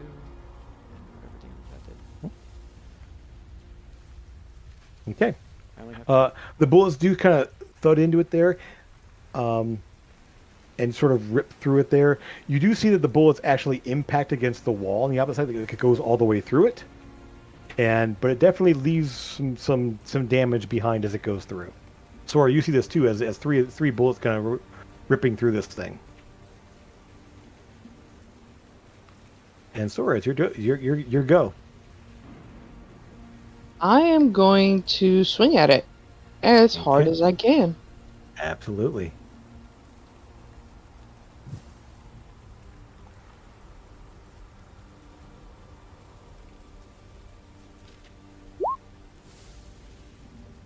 Oh, hells yeah. Definitely hit. Are you spending that spite? Yeah, but I thought I clicked it off, but yes. It's still there, so yeah. All right, so you definitely impact there. It hisses as the radiant energy thuds into it. And yeah, it does not like that at all. Is it an undead or a fiend? Sure is. I need to roll another d8. Sure do.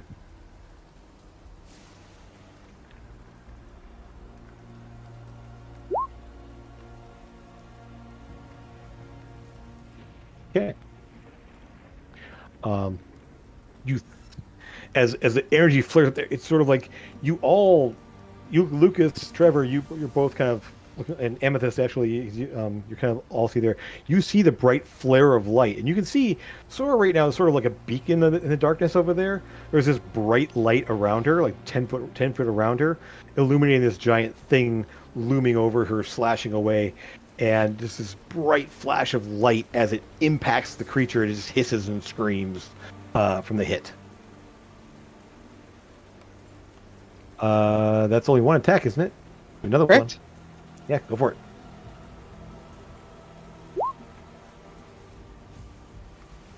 Okay.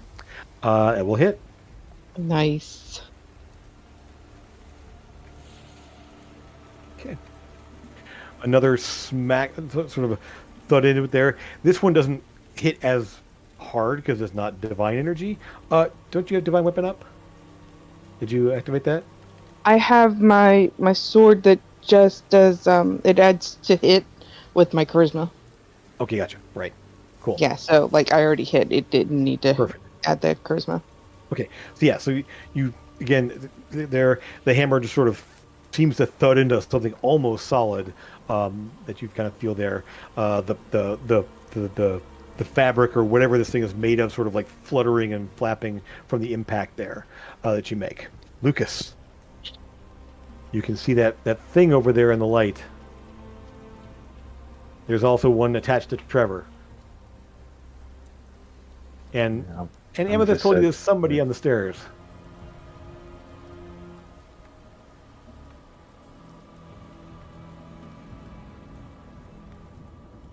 Okay. See what's on the stairs from there. Yeah, you'll see in the dim lighting there. Let me just reveal who's over there.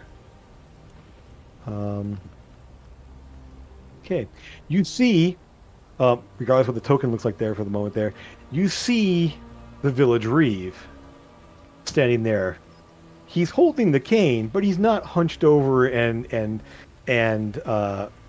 frail looking as he was before. He's now looking at you and just kind of staring after you there.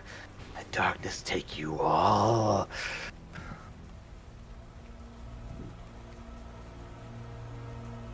As No. you see him step into view there, you can see in the dim light from the torch from the sconce on the wall there, you can see his eyes are currently just black.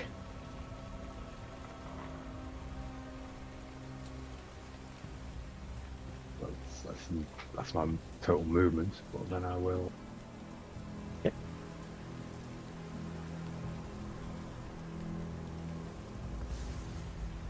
He does sort of look at me like kind of. There's a bit of a start as he sees you as as he sees you there. He's still very skinny. He is wearing at this point. He's also wearing kind of like dark, like a dark cloak over what looks like plain clothes he had before, but there's actually like a dark cloak there with the hood pulled back. Of course, yes. Yeah. Well, it's also nighttime and moving through the streets in black cloak, and it is very wet and damp around him. So I definitely think he's an enemy then. He definitely does look like. I mean, darkness take you all, and the dark cloak, and the fact that he's obviously not the frail guy he appeared to you before. You don't need a high insight to know this, and your high insight is pretty darn good. You throw a fireball? Yeah. Inside of the building. Okay. Lucas is trying to blow us up, y'all. Hey, it's Or the inside of a. Okay, that's cool. Yeah, that's interesting. made of, the building's made of wood. There are people as well. Okay, so he's going to go ahead and make his. The whole town is made of wood. Okay, fails that deck save. All right. Well, the impact blows the wall out completely. Like the whole corner of the building just explodes outward because I mean, he was sending it on him. So the building onto one side behind him, the stairs behind him, there completely explode. He goes hurtling back down the stairs out of view, crying out as he does go. Yeah, he is no longer present. And the corner of the building here, we'll just go ahead and draw that in, kind of. We'll just kind of do this. Actually, no, I want to do freehand on this one. This will be fun. And although it's raining, that whole corner is just pretty much gone.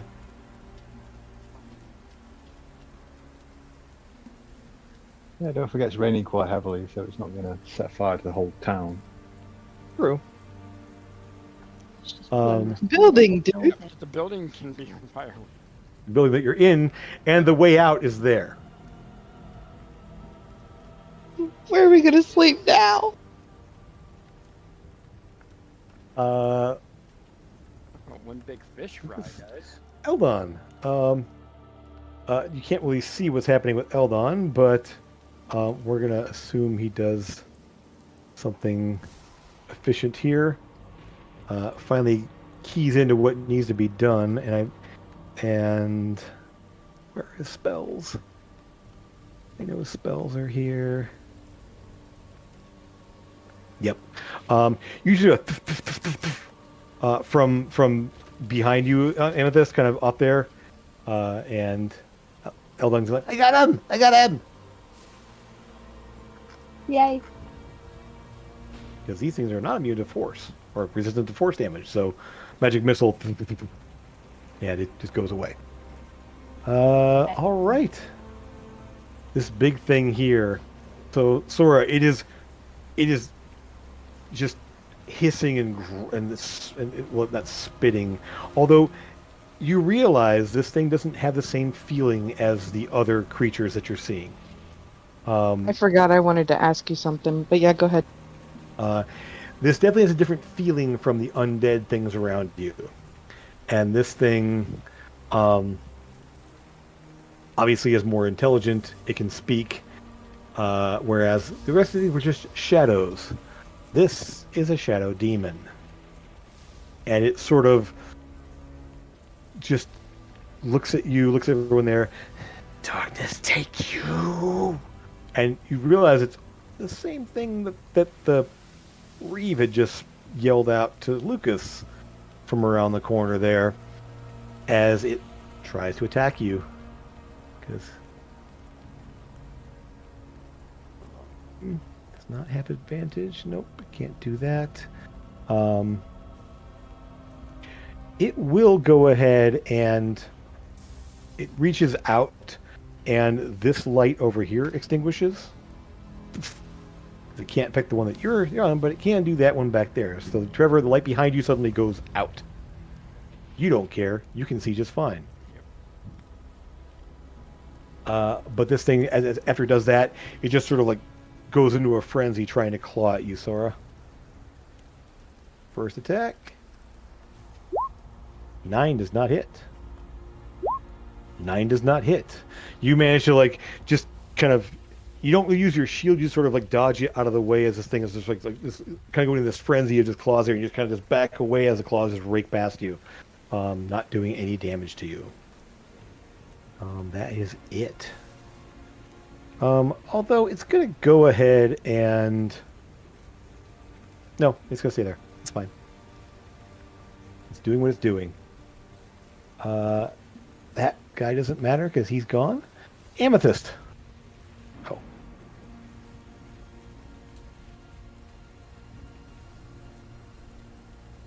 Lucas is up there, tossed the fireball in the corner there, massive explosion. Old guy is gone.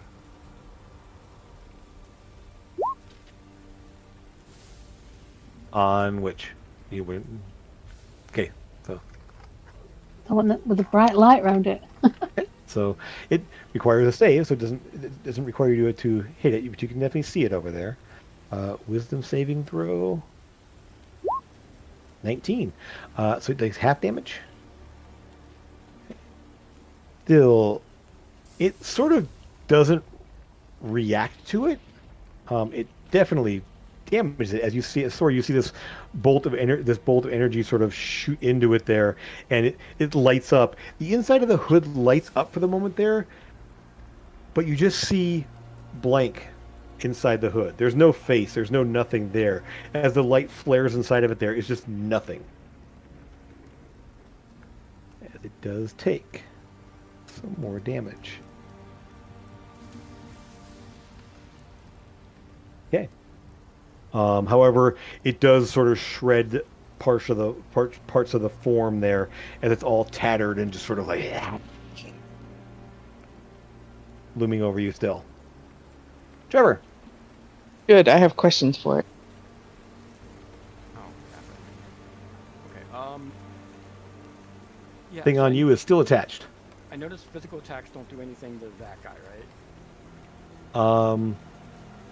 I was giving you your gun, but you know that non-magical attacks don't seem to do anything. Okay. Because like when alright, so I'm just gonna put my focus here because I can't really do much else. I'm gonna focus on him. Okay. But I'm gonna take the. I'm not gonna shoot him because I might need that. I don't know how if there's any more. You should be just about out of shots, aren't you, in your pistol? More shots, I believe. All right, No, you fired at least 6 this turn. Because you fired 4 last time. That's right. You fired 3 last time. You do 1 time with your rapier and 3 and 3. You're right. I'm sorry. So and you've Okay, so I'm going to use my masterwork rapier to attack this thing twice then. You know it didn't hurt him. Oh, dude. It's not magical weapon. You have a magical weapon.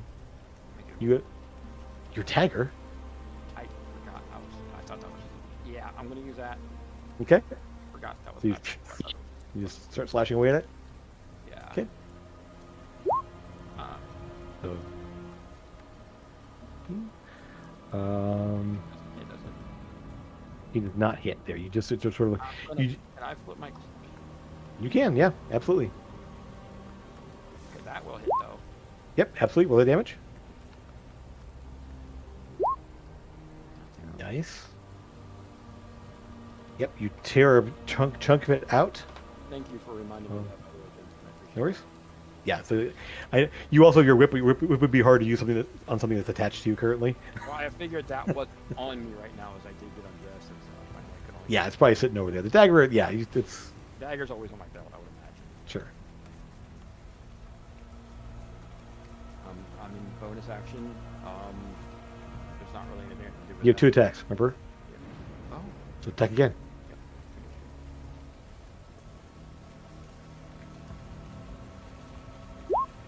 Yep. Roll that damage.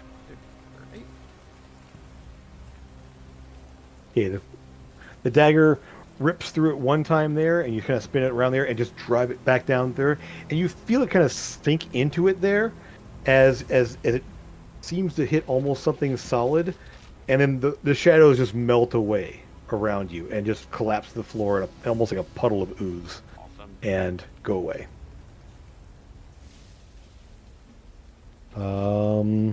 And that's that. Any bonus action or movement? Yes. No. Yeah. No. Sorry. Okay, no worries. All right, Sora.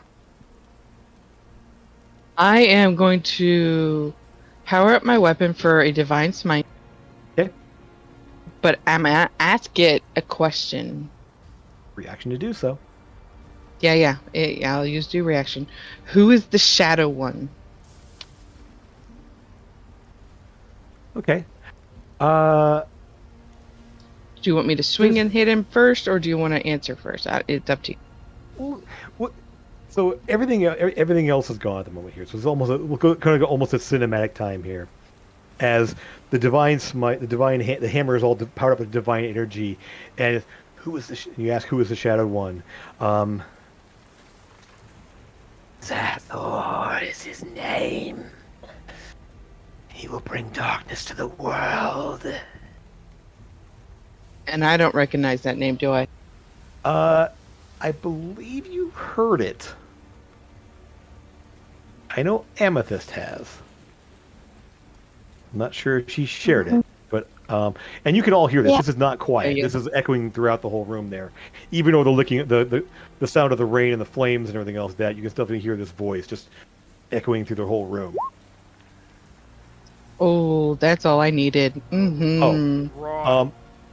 So this is essentially you as he speaks the name of the person that it serves. You just sink the hammer into the open face of the form that's there. It just passes through that opening there and thuds into what's inside of it. And light flares out all around this thing as because, well, other than Trevor, you've all been mostly half blinded this whole time here.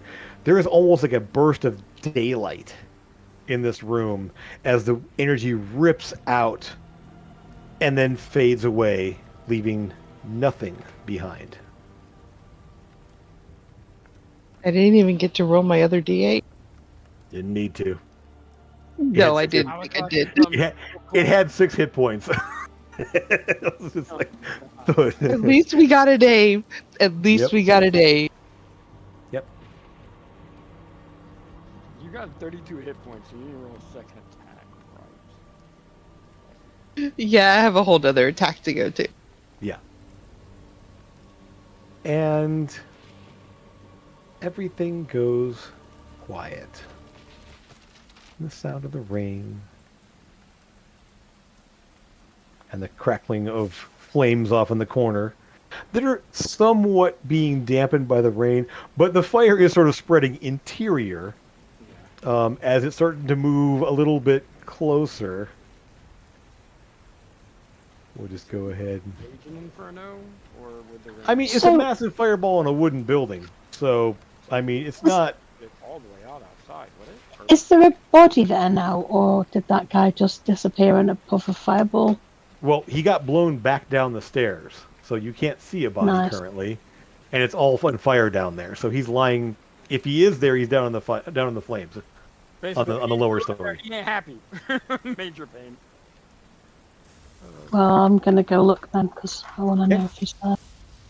Also, that other person who ran out the window, or not out the window, but he went like through the wall. Is he able to come back at any point, or Doesn't seem to. okay? Yep. There's no sign of that one. Hold on, we'll walk out there, and he's basically in his like socks and whatever, like probably. Like, I picture Eldon in a nightshirt, kind of a long kind of nightshirt there, and like socks and everything else. That and he's holding his hammer. He's put his gauntlet on, and he's got his shield, but that's about it. Like his armor is all missing, and he's just like, and we'll just probably say he's got his little homunculus off to one side there, looking around. What should we do? Oh, that's terrible. We can't let that continue. And I believe he's gonna go ahead. We are not in turn order anymore, correct? We are not in turn order. We are now. I'm gonna bring him back out. He will go ahead and he cast Dragon's Breath like he normally does on his little on his homunculus, because for reasons that will become obvious in a moment here, homunculus flies over there and breathes out frost, because you can choose the element when you do Dragon's Breath there, but he's not going to do frost damage on his fire elemental familiar. So he basically breathes out frost in there, and it starts to at least somewhat make the flames subside. The damage is there. May I ask a question? Yes, absolutely. Since I can summon my dragon as anything, can I do him as a blue dragon? You would mean white? Or white, yeah, whatever. Yeah, Yep.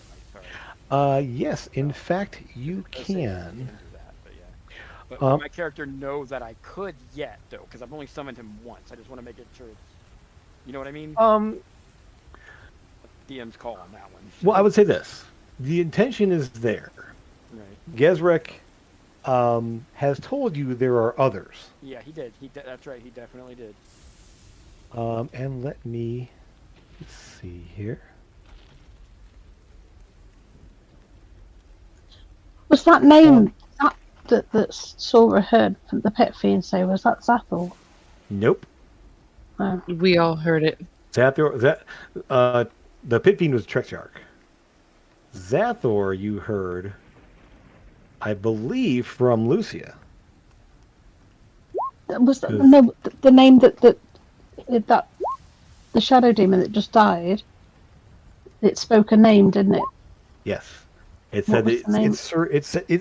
the Shadow Demon said it served Zathor, the That's Shadow one. that's what I thought. Okay. Lucia Everybody gets told 12 you, hit points. very nice. Lucia told you that the coin that Wraith has. the Wraith has Mhm. belongs to Zathor. Yeah. Gezrek will tell you. Gezek will tell you that just call out to Frigg. Frick. Phrygia, Frigg. Yep. Yeah, that makes sense. And let me change something real quick I'm here. gonna have to write notes in my other PC and stuff like that to get all the I dragons. know. Or you can send them to me if you want. 1 sec. Let me fix this real fast. Because you're going to see it's a little bit different.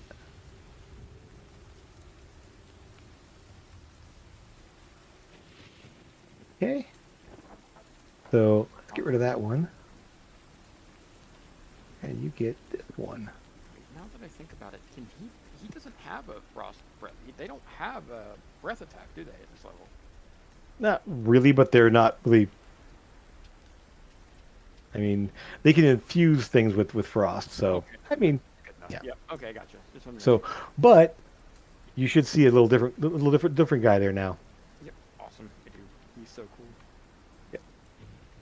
So this time a little white dragonling thing appears, kind of moving around Trevor, kind of bounding around there. This one is sort of well, I think Gezik was sort of like kind of like stalking around. This one's just sort of like smoothly moving along there, just kind of almost like gliding across the floor. And it just sort of like looks at the fire and just, in between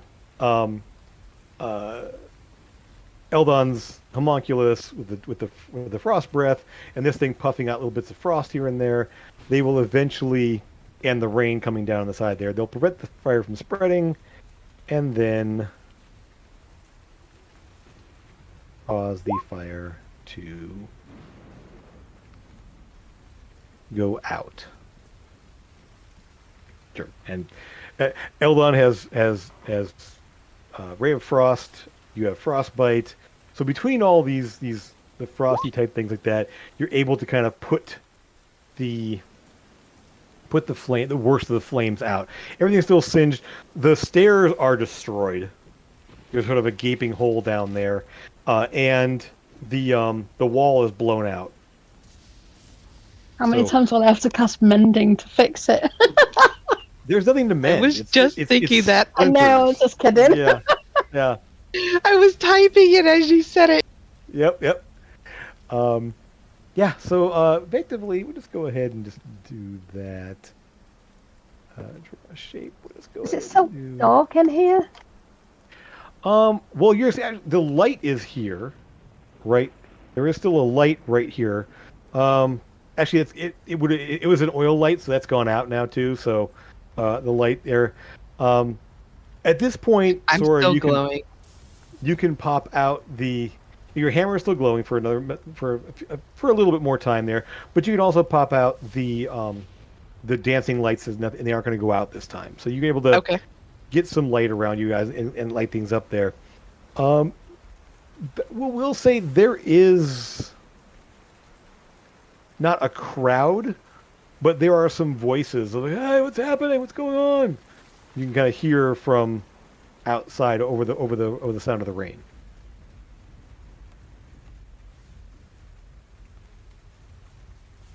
But as you are looking down at the holes here, you'll see at the base, 1 sec here, kind of in the rubble of the stairs, you will see the old man, unmoving, just sort of like crumpled in the rubble of the stairs and the shrapnel and the wall and everything else, that sort of lying down on the first floor.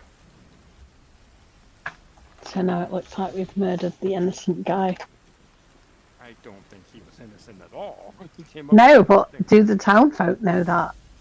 Or are we going to be the people who murdered that guy? Do they see him?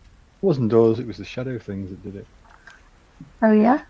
And as you guys are looking down there, you hear voices outside saying, "The Reeve is dead! The Reeve is dead!" Are they happy or sad? Alarmed. They're shouting in alarm there. They're not. That sounds of celebrating. It's definitely, who are those people? What are? Stop them! Make sure they don't get away. And you hear kind of a deeper voice there. Stay where you are. You need to answer for this.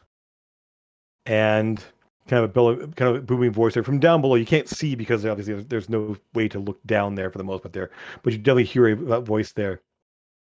Identify yourselves. Who are you people? Is And that with the orc? You didn't hear him speak before, but you think potentially, maybe. Mhm. But with that, we're going to flash back to 3 days ago on board the Sable Drake, the day after leaving Silverleaf Village. And as those words, who are you people? A similar question was asked by Onley, the gnome who traveled with you on the Sable Drake, leaving Silverleaf Village. She looked down at you and asked, as you're all sitting in the galley, along with Danis and Elia, the captain and his wife, and the whole group of you there. Eldon off in the corner reading a book, talking with Greta about a mantic. That she looked at you all and asked, like, "Who are you people? What do they call you?" I knew you would do it this week. We need a name. Have you guys agreed on a name yet? If not, I'm just gonna blurt something out. Well, Elliot mentions like referring to you guys as well. I always think it's just Amethyst and her friends, but townsfolk have been saying called the heroes of Ravenscrest. Have been saying that. Oh, Dennis is just sort of like, well, this actually came up in the council as well. We've been thinking about, I mean, ways to refer to you. I mean, we can't really say we can claim you in that way. So, just the heroes have been sort of how we refer to you for the most part, or by name, if individually. I mean, not the crested ravens. well, I mean, that's if you wish to use something, incorporate something of the name in what you call yourselves. The captain looks at you. Branding is very important. The Crimson Hunt stems from Scarlos being members of the Huntsmen. We wear mostly red. The captain is very fond of it as well. So that, and we're predominantly, our membership is made up of a number of blood hunters, and so Crimson Hunt fits with the blood hunter aspect. So it fits. So if you're going to be referred to and people hiring you to do things or asking you to do things, it's helpful to have a name of some kind. I don't know about heroes, but I do like Ravenscrest somewhere in our name.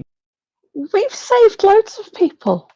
We're as much heroes as anybody else. Elio's nodding vigorously. I mean, yes, you've saved a lot of people. I mean, those Slod would have run through the town, and we all know that the Trollings were going to do terrible things. And Yeah. I mean, you saved the village of Fandrel's Rest, and We've probably just saved this village. Oh no, we're not here yet. so, and I'm sure you're going to do many more things, and so we would like something to call you.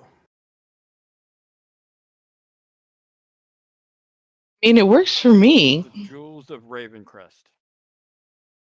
Jules? In order of, like, we have, you gotta think of like the colors and stuff like that. We literally have Sapphire being Sora being blue. I know Sapphire's community quarter. We have Amethyst with us. Like all kind of, I'm black myself, so I mean that would be Onyx or Obsidian as well.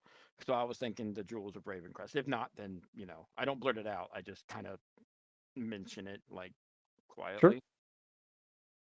I mean, I'm not opposed to our colors being black and purple, or black and blue, or blue and purple and black somewhere. Rainbow, I'm not. I just figured, whatever. But like I said, that's just a thing. Because right now we're just disputing and talking about it. So yeah. But what colour are Lucas and Eldon? Green and red. Green and red. Red. So clearly, like, you want the rainbow of Ravenscrest, then I think the bejeweled Ravencrest or the Jewels of Ravencrest fits a little bit better. But again, it's just an option. If you guys have another one, by all means. Well, I'm going to go ahead and leave this here as this debate goes on. At the start of our next session, we're going to have a name, and it will become official. So you have this week to think it over. If anybody out there watching has an idea and wants to throw their hat in the ring and suggest something, feel free to message or attach to the video if you're watching it in the future here. Or you can message me in the Discord or any other place that you happen to see any of us here. Throw a name out to us there. And that'll be what we start off with next week, is kind of selecting that name. So hope you guys had fun. Hope you guys enjoyed the little trip in the darkness there. We'll see you guys again really soon here. But I want to say again, thank you for watching. Thank you for being here. And if you do want to join in the fun here, getting in some D&D and some other MMO content there, join our Discord server. Link will be in the description below. And hopefully we'll see you all there soon. And we'll be back here next Saturday, hopefully with a full crew next time. So take care. Have fun. Bye, folks.